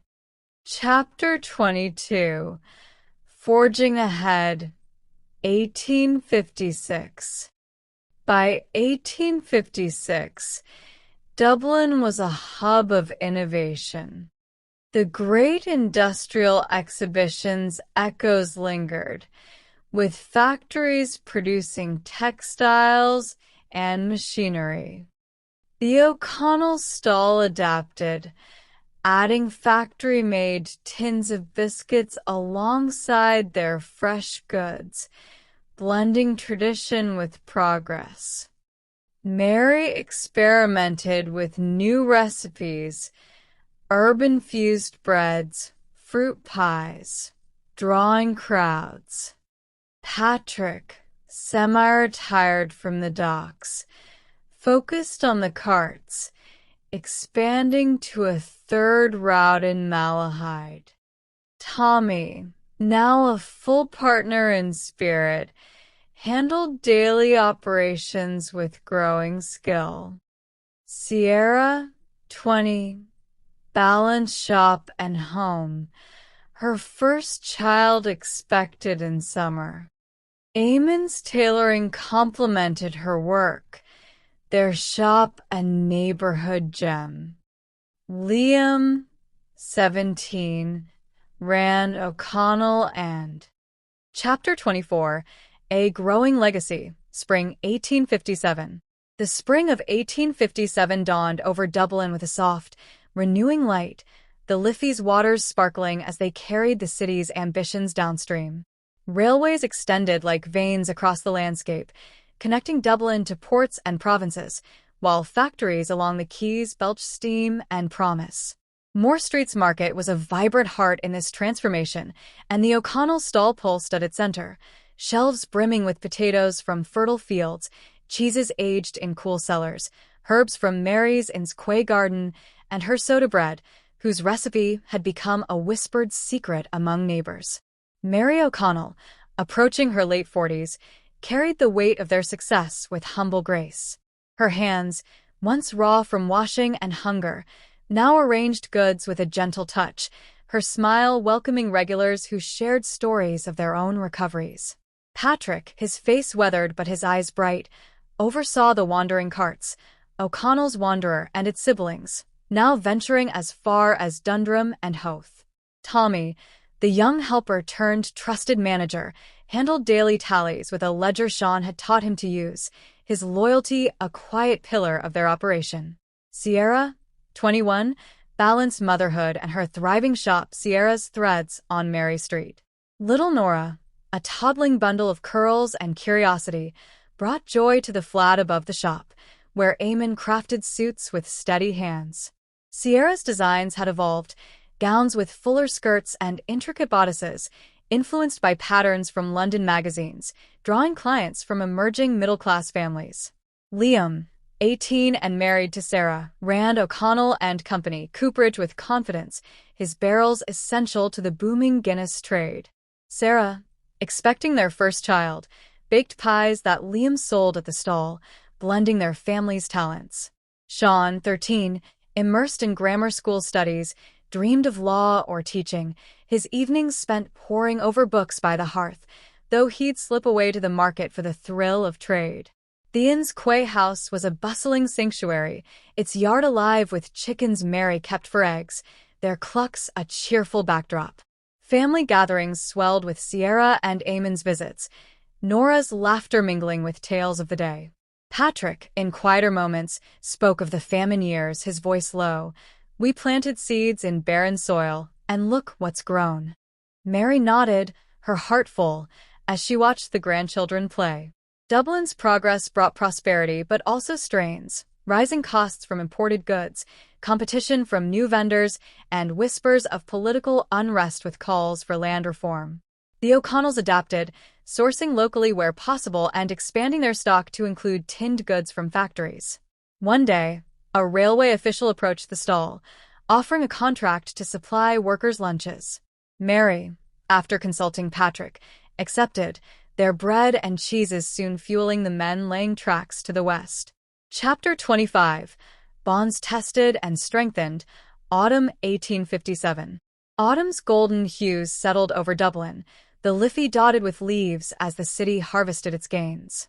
The O'Connell stall adapted to the season, offering squashes, apples, and warming spices like cinnamon and nutmeg, their scents drawing crowds seeking comfort against the chill. The wandering carts thrived, Tommy driving one route while Liam handled another, their hauls of fresh produce sustaining outlying communities. Family joys multiplied. Sarah gave birth to a son, young Patrick, named for his grandfather, his cries echoing in Liam's cottage near the workshop. Sierra, inspired by motherhood, designed children's clothes, simple smocks and bonnets, that sold briskly at her shop. Eamon, ever supportive, expanded their space with a back room for fittings. Sean, navigating adolescence, balanced school with helping at the cooperage, his quick mind aiding Liam in orders. Yet challenges arose. A harsh storm damaged the Moore Street booth, rainwater soaking stock and forcing a temporary closure. The family rallied, Patrick and Liam repairing the roof, Mary salvaging what she could, Sierra sewing new awnings. Neighbors lent hands, a reminder of the community bonds forged in famine times. Politically, Dublin stirred with news of the Indian Rebellion and its echoes in Ireland, fueling debates in pubs about empire and independence. Patrick, reading broadsheets by lamplight, discussed it with Mary. Change is coming, but we've our own world to tend. She agreed, focusing on the family's stability. Winter approached with a coal strike, prices soaring, but the O'Connells' reserves, built from years of prudence, kept their hearth warm. Sean, inspired by his studies, wrote an essay on famine relief, earning praise from his teacher and a quiet pride from Mary, who saw echoes of her own resilience in him. One evening, as snow flurried outside, the family gathered for a meal of stew and bread. Nora and young Patrick played at their feet, their innocence a balm. "We've built more than a business," Mary said, her eyes sweeping the room. "A legacy." Patrick squeezed her hand, the years of struggle fading in the glow of what they'd created. Chapter 26, New Horizons, 1858. By 1858, Dublin was a city of innovation and expansion. The railways reached farther, bringing tourists and trade, while gasworks lit the nights brighter. The O'Connells' enterprises reflected this, the stall now a double booth, stocked with exotic teas from Clipper ships and Sarah's pies, baked in a small oven Liam built. The wandering carts numbered 4, venturing to Wicklow, their routes a web of connections. Tommy, promoted to overseer, managed a small team, his growth a testament to the family's nurturing. Sierra, 22, expanded Sierra's threads to include menswear, Eamon's expertise shining. Nora, now a chatterbox, helped by threading needles, her small hands mimicking her mother's. Liam's cooperage boomed, employing 2 apprentices, his barrels exported to Scotland. Sarah, with young Patrick toddling about, balanced home and baking, her goods a hit at the stall. Sean, 14, won a school prize for oratory, his speech on Irish history drawing applause. He confided in Patrick, "I want to make a difference, like you did surviving the famine." Patrick, moved, shared stories of those dark days, lessons in endurance. Theon's quay house grew cozier, Mary adding a parlor with chairs from Liam's wood scraps. Challenges persisted. A competitor undercut prices, luring customers. The O'Connells responded with quality, Mary's personal touch winning them back. News of economic dips abroad worried Patrick, but their diversified ventures buffered them. One summer day, the family picnicked in Phoenix Park, the children chasing butterflies, adults sharing dreams. Sierra spoke of a second shop, Liam of expanding the cooperage, Sean of university. Mary and Patrick listened, their hearts swelling. Dublin spread below, a city risen from ashes, much like their family. Chapter 27, Enduring Echoes, 1859 to 1860. The years 1859 and 1860 brought Dublin steady growth, with new libraries, schools, and a sense of stability. The O'Connells' legacy deepened. Mary and Patrick, now grandparents multiple times over with Sierra expecting again, semi-retired, advising from the sidelines. The stall, under Tommy's management, was a Moore Street institution. Sierra's shops numbered 2, her family growing with a son, Michael. Desperate Life During the 1840s Dublin Famine. Part 9. This continuation of the O'Connell family's generational chronicle carries their story forward into the early 1860s, as Dublin embraces further industrialization, cultural shifts, and the subtle undercurrents of national awakening, all while the echoes of the Great Famine shape their worldview. The narrative remains calm, richly detailed, and immersive, designed to soothe with its steady rhythm and vivid depictions of family resilience, quiet joys, and the passage of time. We resume in the spring of 1860 as the O'Connells' businesses mature, their family tree branches further, and they navigate the opportunities and subtle challenges of a Dublin evolving amid broader global changes. Chapter 28, Branches of the Tree, Spring 1860. The spring of 1860 graced Dublin with a gentle warmth. the Liffey's surface rippling under a sky dotted with fleeting clouds, as if the city itself was shedding the last remnants of its troubled past. Railways now crisscrossed the island, ferrying goods and people with unprecedented speed, while Dublin streets buzzed with horse-drawn omnibuses and the clatter of new machinery from factories along the docks.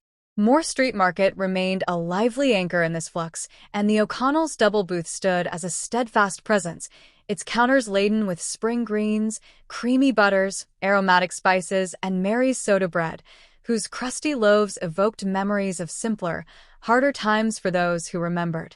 Mary O'Connell, now in her late 40s, had stepped back from daily operations, her role more advisory, visiting the stall to chat with regulars and sample new stock. Her hair streaked with silver, she carried a quiet wisdom, her eyes reflecting the journey from famine survivor to matriarch of a thriving clan. Patrick, nearing 50, enjoyed a similar ease, tending the inn's quay garden and occasionally driving a cart to outlying towns, his stories of the famine years now shared with grandchildren as gentle lessons in gratitude. Tommy, the once young helper, now a married man in his 20s, managed the market ventures with efficiency, expanding the wandering carts to 5 routes, reaching as far as Nos. Sierra, 23, was a pillar of her own empire, her 2 shops, Sierra's Threads on Mary Street and a newer one on Henry Street, offering bespoke clothing that blended Irish wool with modern styles from Parisian catalogs. With Eamon by her side, they raised Nora, now 3, and young Michael, a babbling infant, their home above the original shop filled with the hum of sewing machines and children's laughter. Liam, 19, had transformed O'Connell and Company into a bustling cooperage, employing a dozen hands and supplying barrels to distilleries across the country. Sarah, his wife, managed a small bakery attached to the workshop, her pies and breads complementing the family's market goods. Their son, young Patrick, toddled about, his curiosity mirroring his father's youthful drive. Sean, 16 and at university, studied law with fervor, his weekends spent debating politics with Patrick or helping at the cooperage, his mind a bridge between the family's roots and Ireland's stirring future. The inn's quay house had become a grand family hub, its parlor hosting weekly gatherings where stories flowed like the Liffey. Mary's herb garden yielded bounties sold at the stall, and Patrick's vegetable patch provided fresh produce for their table. Dublin's progress inspired expansion. Tommy suggested partnering with a railway depot for bulk supplies, and after family discussion, they agreed, their goods soon fueling workers on lines to Cork and Belfast. Yet the world's shadows touched them. News of the American Civil War arrived via broadsheets, affecting cotton imports and Sierra's fabric supplies. Prices fluctuated, but the O'Connells' diversified businesses cushioned the blow. Mary, reading aloud from the papers, reminded all, "We've known worse scarcity. We adapt, as always." Chapter 29, Winds of Awakening, Autumn 1860. Autumn's crisp air swept through Dublin, turning leaves to gold and filling markets with harvest abundance. The O'Connell stall reflected the season's bounty, pumpkins from Wicklow, apples from orchards, and Sarah's spice tarts, their warmth a draw on cooler days. The wandering carts thrived, Tommy's team delivering to growing suburbs, where new homes rose for factory workers. Family milestones marked the months. Sierra gave birth to another daughter, Ellen, her cries joining the household chorus. Eamon, ever the devoted father, balanced shop duties with cradling the newborn, while Nora helped by fetching threads. Liam and Sarah welcomed a daughter, Bridget, her arrival celebrated with a feast at Inns Quay, young Patrick shyly peering at his sister. Sean, thriving at university, joined debating societies, his speeches on land rights echoing the rising Fenian movement, though he kept his views measured at home. Challenges emerged. A dock strike halted shipments, delaying spices and teas. Patrick, drawing on old dock connections, negotiated alternatives, sourcing from Liverpool traders. The family tightened belts briefly, reminiscent of famine prudence, but recovered swiftly. Winter loomed with coal shortages from English mines, but Liam's workshop scraps provided fuel, and Mary's preserved goods sustained them. One evening, as rain pattered on the roof, Sean shared university tales of nationalist stirrings. "Ireland's waking, duh," he said. Patrick, stoking the fire, nodded thoughtfully. "Change comes slow, lad. We build our part quietly." Mary, knitting a shawl for Bridget, added, "Family first, always." The grandchildren slept nearby, their peaceful breaths a counterpoint to the world's unrest. Chapter 30, Forged in Progress, 1861. By 1861, Dublin hummed with mechanical life, steam engines powering mills, telegraphs linking the city to London and beyond. The O'Connells embraced it. Tommy installed a small scale at the stall for precise weighing, drawing curious crowds. The cooperage adapted, Liam crafting specialized barrels for chemical factories, his business booming. Sarah's bakery expanded, her goods shipped via railway, blending with Sierra's linens in family shipments. Sierra, 24, mentored young seamstresses, her shop's a haven for women seeking work. Eamon designed uniforms for railway staff, their partnership a model of harmony. Liam, 20, fathered another child, a son, James, his cottage lively with children's play. Sean, 17, delved into legal studies, interning at a solicitor's office, his insights aiding family contracts. Theon's Quay house saw renovations, a new roof, funded by profits, its yard a playground for grandchildren. Mary and Patrick, grandparents to 5, savored quiet moments, strolling by the Liffey, reflecting on their path. Global events intruded. The Civil War's cotton famine raised fabric costs, but Sierra switched to local linens, innovating patterns. A mild cholera scare swept Dublin, but Mary's hygiene lessons from famine days kept the family safe. One summer picnic in Phoenix Park, the family sprawled under trees, children chasing, adults sharing dreams. Sean spoke of justice, Liam of expansion, Sierra of creativity. Mary smiled. From one room in the Liberties to this, endurance bears fruit. Chapter 31, Ripples of Time, 1862 to 1863. The Year C. Chapter 32, A Thriving Hearth, Spring 1863. The spring of 1863 draped Dublin in a mantle of renewal, the Liffey shimmering under a sun that coaxed blossoms from every corner of the city. Railways now stretched to every county, their steam whistles a daily chorus, while factories along the quays churned out textiles, machinery, and barrels, fueling a growing middle class. Moore Street Market pulsed with life, its stalls a mosaic of Ireland's bounty, fresh fish from Dublin Bay, cheeses from the Midlands, and fruits imported from warmer climes. At its heart stood the O'Connells' double booth, now a cornerstone of the market, its shelves groaning with spring greens, rich butters, tin teas, and Mary's soda bread, a staple that evoked nostalgia for simpler days among older customers. Mary O'Connell, now 50, had fully embraced her role as matriarch, her presence at the stall less frequent, but no less impactful. Her silver-streaked hair framed a face etched with lines of endurance and joy, and she'd often sit with regulars, sharing tea and stories of the famine years, a reminder of how far they'd come.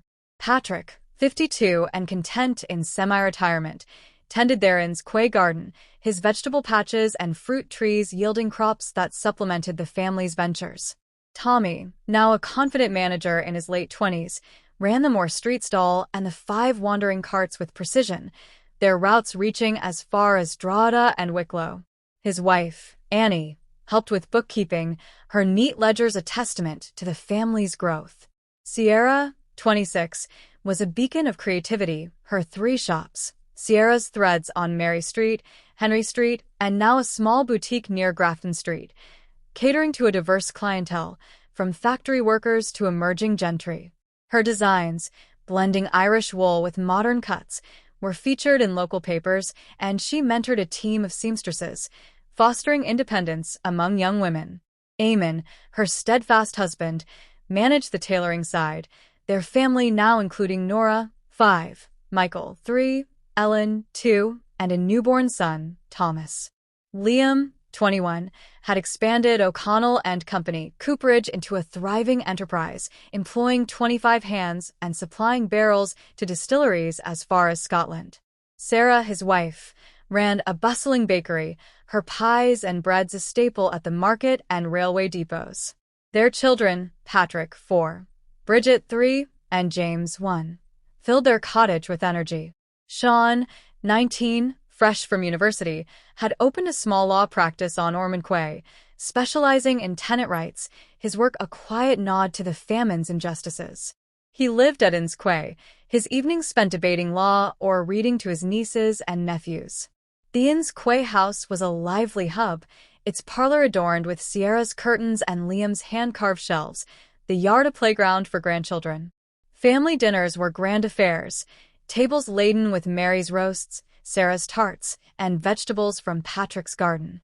Stories flowed, Patrick's tales of famine survival, Sierra's shop successes, Liam's workshop triumphs, Sean's legal battles. The grandchildren listened wide-eyed, the past a distant but grounding force. Dublin itself was a city of contrasts, modern gas lamps illuminating cobbled streets, new theaters hosting plays, yet pockets of poverty persisting in the Liberty's shadows. The O'Connells felt the city's pulse in their work. Railway contracts grew, their goods fueling workers on lines to Galway. But global tensions intruded.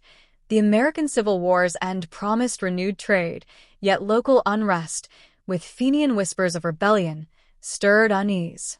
Mary, reading news to the family, urged focus. Our work keeps us steady, whatever comes. Chapter 33. Tides of Change. Autumn 1863. Autumn's amber light bathed Dublin, the Liffey reflecting a city in full harvest. The O'Connell stall adapted to the season, offering squashes, apples, and Sarah's spiced cakes, their warmth a draw as days cooled. The wandering carts thrived, Tommy's team navigating muddy roads to deliver goods to growing towns.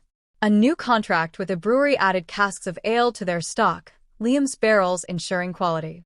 Family milestones marked the season. Sean, now a rising solicitor, won a case for a tenant family facing eviction, earning praise in the community. He courted a schoolteacher, Margaret, her quiet intellect a match for his passion. Sierra, expecting again, designed maternity gowns, her shop a haven for working mothers. Liam's cooperage secured a contract with a Belfast distillery, prompting plans for a second workshop. Sarah, juggling bakery and motherhood, hired an assistant, easing her load. Challenges emerged. A wet autumn spoiled a grain shipment, costing profits. The family rallied, Tommy sourcing local oats, Mary baking with what remained. Political unrest grew, Fenian rallies in pubs, calls for land reform, making Sean's work urgent. He confided in Patrick. I see the famine's echo in every eviction, duh. Patrick nodded, his hand on Sean's shoulder. You're righting old wrongs, lad. Winter loomed with a coal strike, but the O'Connells' reserves and Liam's wood scraps kept fires burning. A mild illness swept Dublin, worrying Mary, but her herbal remedies and vigilance protected the grandchildren. One snowy evening, the family gathered, Nora and Patrick reciting rhymes Sean taught them. Mary, knitting by the hearth, smiled. This warmth is our victory. Chapter 34. Building Forward, 1864. By 1864, Dublin was a hub of ambition, new docks, expanded railways, and a burgeoning literary scene. The O'Connells' ventures reflected this. Tommy opened a warehouse near the quays, streamlining supplies. The stall added imported coffees, their aroma a novelty, while Sarah's bakery supplied railway cafes. Sierra gave birth to a daughter, Rose, her family complete at 5 children. Her shops embraced new sewing machines, boosting output. Liam opened his second workshop, employing 40, his family moving to a larger house. Sarah's bakery became Sarah's Sweets, a brand of its own. Sean, 20, married Margaret in a quiet ceremony, settling in a flat near his practice, his work now aiding factory workers' rights. The Inns Quay house remained the heart, Mary and Patrick hosting grandchildren's birthdays, their garden a riot of color. Global shifts, America's rebuilding, tensions in Europe, raised import costs, but the family adapted, sourcing locally. A storm damaged the warehouse, but Tommy's quick repairs minimized loss. One summer evening, the family walked to the Ha'penny Bridge, children skipping, adults reminiscing. Sean spoke of reform, Liam of industry, Sierra of art. Mary, her hand in Patrick's, whispered, "From hunger to this, a life well built." Patrick nodded, the Liffey carrying their past as they faced tomorrow. Chapter 35, Roots Eternal, 1865. By 1865, Dublin stood proud, its industries thriving, its people dreaming bigger. The O'Connells' legacy was secure. Mary and Patrick, now elders, watched their empire, market, shops, cooperage, bakery, law practice, flourish under their children. Sierra's designs graced exhibitions, Liam's barrels crossed oceans, Sean's advocacy shaped laws, Sarah's sweets warmed homes, Tommy's management tied it all together. Family gatherings filled Inn's Quay with laughter, grandchildren learning famine tales as heritage. Mary, by the Liffey one evening, saw a city reborn, its scars softened by time, its spirit unyielding. The O'Connells, forged in famine's fire, stood as a testament to endurance, their love a light that burned bright into the future. Chapter 36, A Tapestry of Triumph, Spring 1865.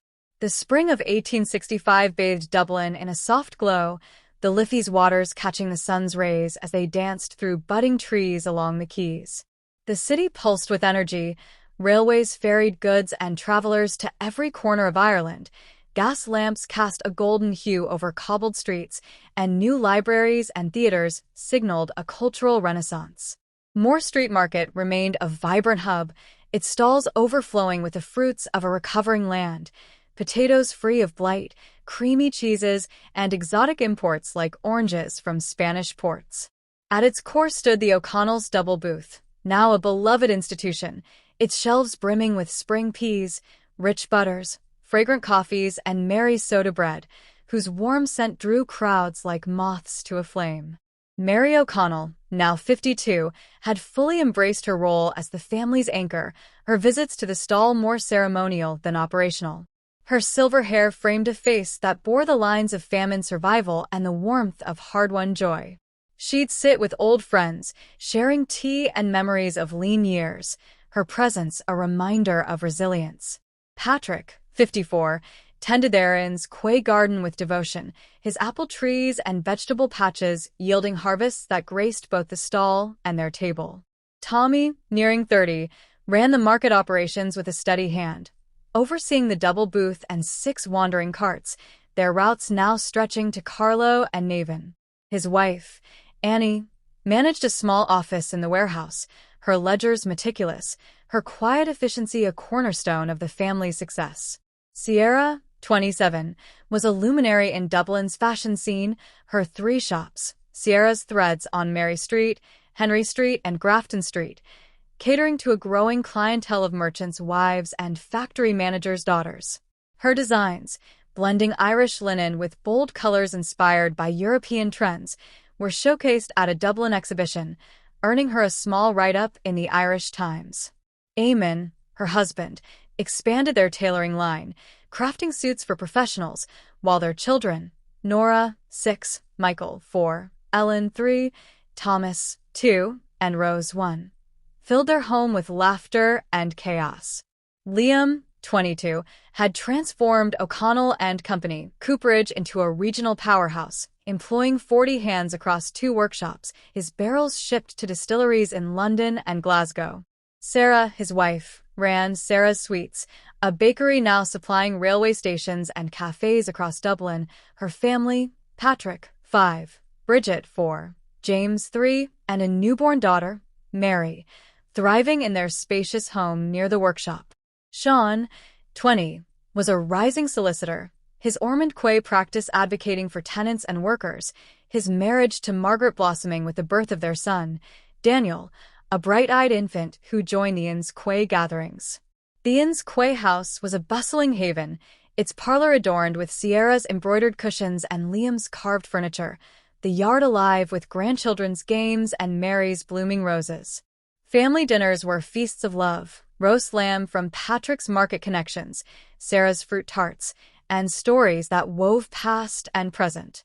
Patrick shared famine tales with a gentle gravitas. Sierra recounted shop triumphs, Liam boasted of export deals, and Sean spoke of legal victories, his voice carrying the fire of reform.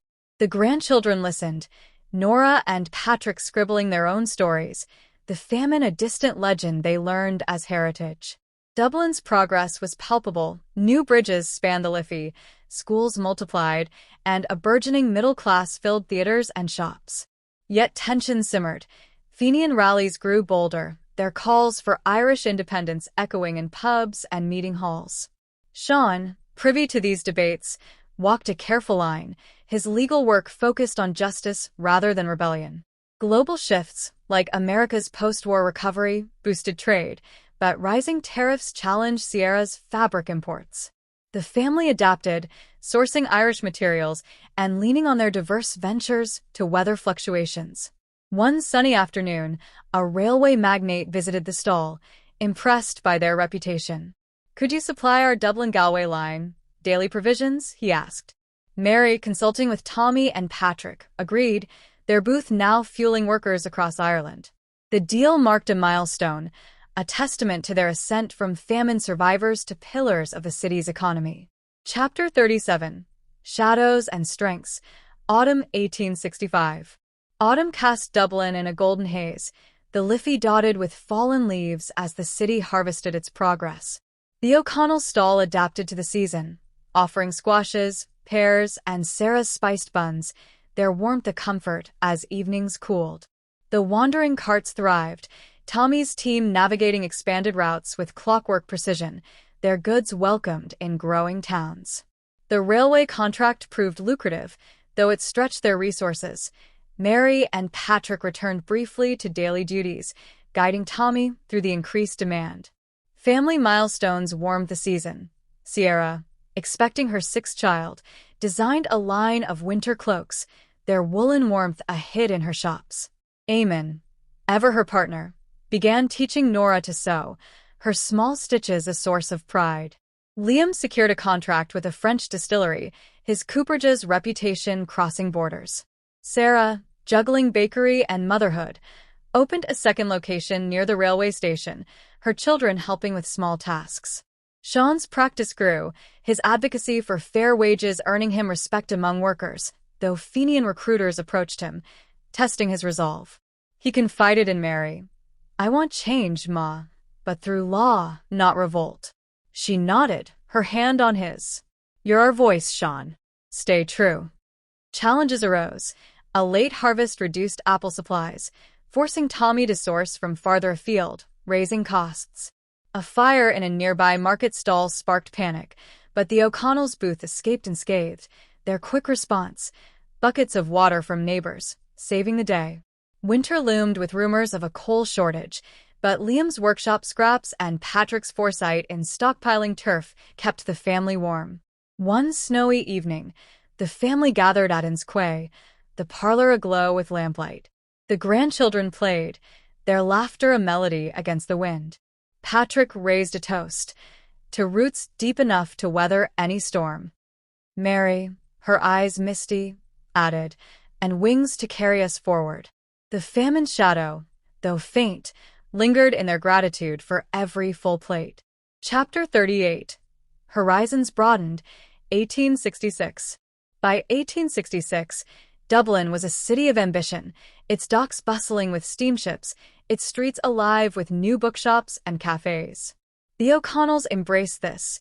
Tommy's warehouse doubled in size, storing goods for railway contracts. The stall added chocolates from a new Dublin factory, their novelty drawing curious buyers. Sarah's bakery supplied hotels, her name synonymous with quality. Sierra gave birth to a son, Joseph, her family Completed 6. Her shops adopted steam-powered sewing machines, boosting efficiency, while Eamon trained apprentices, expanding their reach. Liam's cooperage opened a third workshop in Cork, his family moving to a larger home with a garden for the children. Sean, 21, was elected to a local council, his legal work shaping labor reforms, his son Daniel toddling at his side. The Inns Quay house saw upgrades, a new chimney, a glass house for Mary's herbs, its warmth a magnet for family. Global challenges persisted. Fenian unrest led to arrests, worrying Sean, who avoided entanglement but felt the city's tension. A wet spring spoiled crops, but the O'Connells' reserves and local sourcing softened the blow. One summer day, the family picnicked in Phoenix Park, children chasing kites, adults dreaming aloud. Sean spoke of equality, Liam of trade, Sierra of art. Mary, leaning against Patrick, whispered, "From one room to an empire, love built this." Patrick nodded, the Liffey below reflecting their journey. Chapter 39, Legacy Eternal, 1867. By 1867, Dublin stood as a beacon of Irish progress, its industries thriving, its people bold. The O'Connells' legacy was a tapestry. Mary and Patrick, elders at rest, watched their children and grandchildren shape the city. Tommy's markets fed thousands. Sierra's designs adorned them. Liam's barrels carried their spirits. Sarah's sweets warmed their homes. Sean's laws protected their rights. Family gatherings filled Inns Quay with joy. Famine stories now legends for a new generation. Mary, by the Liffey one evening, saw a city reborn, its scars a testament to resilience. The O'Connells, forged in hardship, stood as its heart, their love an eternal flame guiding them into tomorrow. Chapter 40, A City in Bloom, Spring 1867. The spring of 1867 bathed Dublin in a tender light, the Liffey's waters sparkling as they wove through a city pulsing with life. Steamships crowded the docks, their horns mingling with the clatter of railway carts and the hum of factories producing textiles, machinery, and stout for export. Moore Street Market thrived as a vibrant heart, its stalls laden with Ireland's bounty, potatoes free of blight, creamy cheeses from Tipperary, and exotic teas from far-off ports. At its core stood the O'Connells' double booth, now a market landmark, its counters brimming with spring asparagus, rich butters, imported coffees, and Mary's soda bread, whose warm scent drew crowds like a hearth fire on a cold day. Mary O'Connell, now 54, was the family's guiding star, her visits to the stall a ritual of connection rather than necessity. Her silver hair gleamed under her shawl, her face a map of survival and love, and she'd linger with old customers, sharing stories of famine days that felt like another lifetime. Patrick, 56, reveled in his role as gardener and grandfather, his Inns Quay plot yielding apples, carrots, and herbs that graced both market and family table. Tommy, in his early 30s, managed the market empire with quiet confidence, overseeing the double booth, a warehouse near the docks, and 7 wandering carts that reached as far as Kilkenny. His wife, Annie, now mother to a son, Liam, kept the books with precision, her calm presence a backbone of the operation. Sierra, 29, was a titan of Dublin's fashion world, her 3 shops, Sierra's Threads on Mary Street, Henry Street, and Grafton Street, supplying gowns and suits to a growing middle class. Her designs, blending Irish wool with silks from reopened American trade routes, were featured at a national exhibition, earning her a silver medal.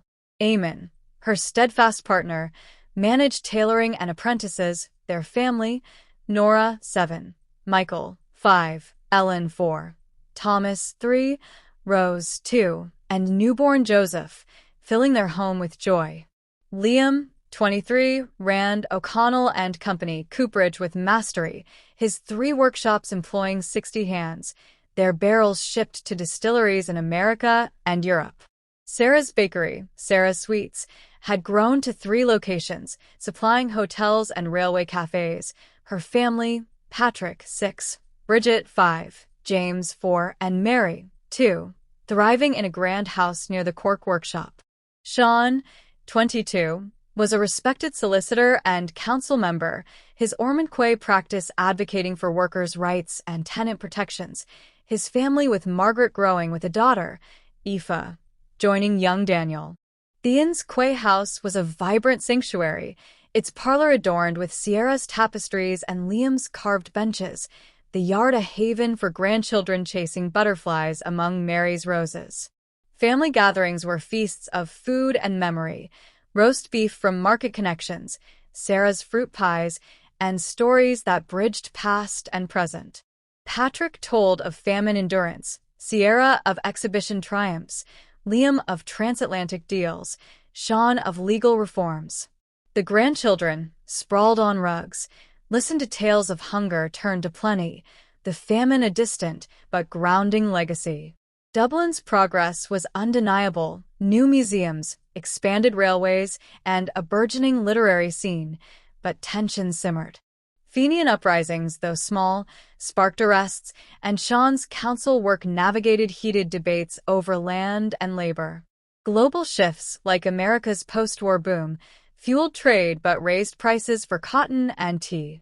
The O'Connells adapted, sourcing local wool and herbs, their diverse ventures a shield against uncertainty. Tommy secured a new contract to supply army barracks, their goods now feeding soldiers training near the Curragh. One bright afternoon, a Dublin merchant approached the stall, proposing a partnership to export their goods to London markets. Mary, Patrick, and Tommy debated, weighing risks against rewards. "It's a big step," Mary said, her voice steady. "But we've climbed higher." They agreed, their bread and preserves soon crossing the Irish Sea, a milestone in their journey from famine survivors to global traders.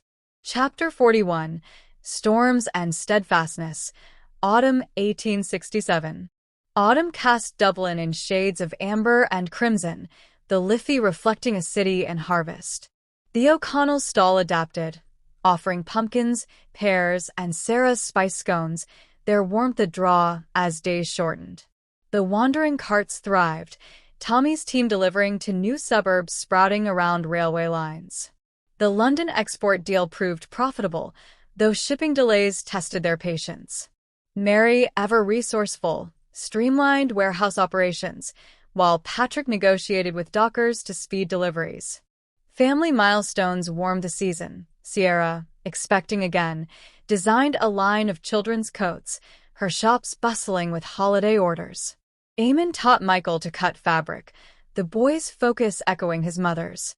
Liam's cooperage secured a contract with a New York distillery, prompting plans for a fourth workshop. Sarah, balancing bakery and motherhood, trained. Chapter 44: A City of Light and Shadow. Spring 1869. The spring of 1869 bathed Dublin in a golden haze, the Liffey's waters shimmering under a sun that warmed the city's cobbled streets and verdant parks. Railways crisscrossed Ireland, their steam engines ferrying goods and dreams, while factories along the docks churned out textiles, machinery, and barrels, fueling a burgeoning middle class.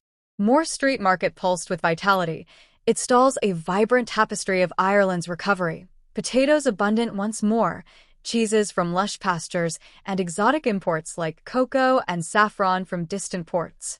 At its heart stood the O'Connell's double booth, a beloved institution, its shelves laden with spring radishes, creamy butters, fine teas, and Mary's soda bread, its crusty warmth a symbol of endurance for those who remembered the famine's hunger.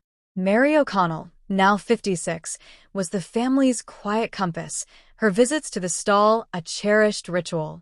Her silver hair glowed under her bonnet, her face a canvas of survival and love, and she'd share stories with customers, weaving tales of famine resilience into the fabric of Dublin's present. Patrick, 58, tended Theron's quay garden with a grandfather's patience, his apple trees and herb beds yielding bounties that graced both market and family table. Tommy, now in his mid-30s, ran the market empire with steady authority, overseeing the booth, a sprawling warehouse near the quays, and 8 wandering carts that reached as far as Athlone and Wexford. His wife, Annie, mother to 2 sons, Liam and John, managed the accounts with precision, her calm efficiency ensuring the family's ventures thrived. Sierra, 30, was a luminary of Dublin's fashion scene, her 3 shops, Sierra's Threads on Mary Street, Henry Street, and Grafton Street, catering to a diverse clientele, from factory workers to society ladies. Her designs, blending Irish linen with vibrant silks from reopened American markets, were showcased at international fairs, earning her a reputation beyond Ireland. Eamon, her devoted husband, expanded their tailoring line, crafting uniforms for railway workers and suits for merchants, while their children, Nora, 9, Michael, 7, Ellen, 6, Thomas, 5, Rose, 4, Joseph, 3, and newborn Bridget, filled their home with energy. Liam, 25, ran O'Connell and Company cooperage with unmatched skill, his 4 workshops employing 80 hands, their barrels shipped to distilleries in Canada and France. Sarah's Bakery, Sarah's Sweets, had grown to 4 locations, supplying transatlantic liners and Dublin's finest hotels. Her family, Patrick, 7, Bridget, 6, James, 5, Mary, 4, and a newborn son, Thomas, thriving in their grand home near the Galway workshop. Sean, 24, was a respected solicitor and council member, his Ormond Quay practice advocating for tenant rights and factory reforms, his family with Margaret growing with Daniel, 3, Aoife, 2, and a newborn son, Finn. The inn's Quay house was a vibrant heart, its parlor adorned with Sierra's tapestries, Liam's carved furniture, and drawings by the grandchildren, the yard alive with their games among Mary's roses and Patrick's fruit trees. Family dinners were feasts of connection, roast pork from market suppliers, Sarah's fruit tarts, and stories that wove past and present. Patrick shared famine memories with gravitas. Sierra recounted exhibition triumphs. Liam boasted of global contracts, and Sean spoke of legal victories, his voice carrying the fire of justice. The grandchildren, sprawled on rugs, absorbed tales of hunger turned to abundance, the famine a distant but grounding myth. Dublin's progress was a marvel. New museums, expanded railways, and a literary scene drawing poets and playwrights, but shadows lingered. Fenian unrest grew, with failed uprisings leading to arrests, and Sean's council work navigated tense debates over land reform and home rule. Global shifts, like America's industrial boom, fueled trade but raised import costs for Sierra's silks and Tommy's teas. The O'Connells adapted, sourcing local materials and diversifying their ventures. Tommy secured a contract to supply naval ships at Kingstown, their goods now sustaining sailors bound for distant seas. One bright afternoon, a London merchant visited the stall, proposing a chain of O'Connell-branded shops across England. Mary, Patrick, and Tommy weighed the offer, its scale daunting but its potential vast. "It's a leap," Mary said, her voice steady. "But we've jumped wider gaps." They agreed to a trial, sending bread and preserves to a London market, a bold step in their journey from famine survivors to international traders. Chapter 45, Tides of Resilience, Autumn 1869. Autumn draped Dublin in hues of amber and russet, the Liffey reflecting a city in harvest. The O'Connell stall adapted, offering squashes, apples, and Sarah's spiced cakes, their warmth a draw as days cooled. The wandering carts thrived, Tommy's team delivering to new towns sprouting along railway lines. The London trial proved successful, with orders pouring in, though shipping costs strained resources. Mary and Patrick advised from the sidelines, Tommy streamlining operations with a new dockside warehouse. Family milestones warmed the season. Sierra, expecting her 8th child, designed a line of winter shawls, their intricate patterns a hit in her shops. Eamon taught Nora and Michael to sew, their small hands eager. Liam secured a contract with a German distillery, his cooperage's reputation soaring.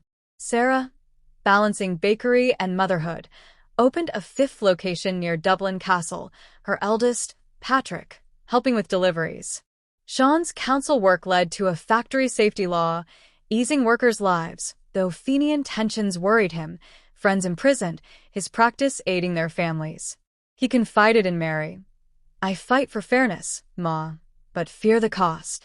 She squeezed his hand. "You're our light, Sean. Shine steady." Challenges arose. A late harvest reduced potato yields, forcing Tommy to source from farther afield. A dock strike delayed exports, but Patrick's old connections eased the bottleneck.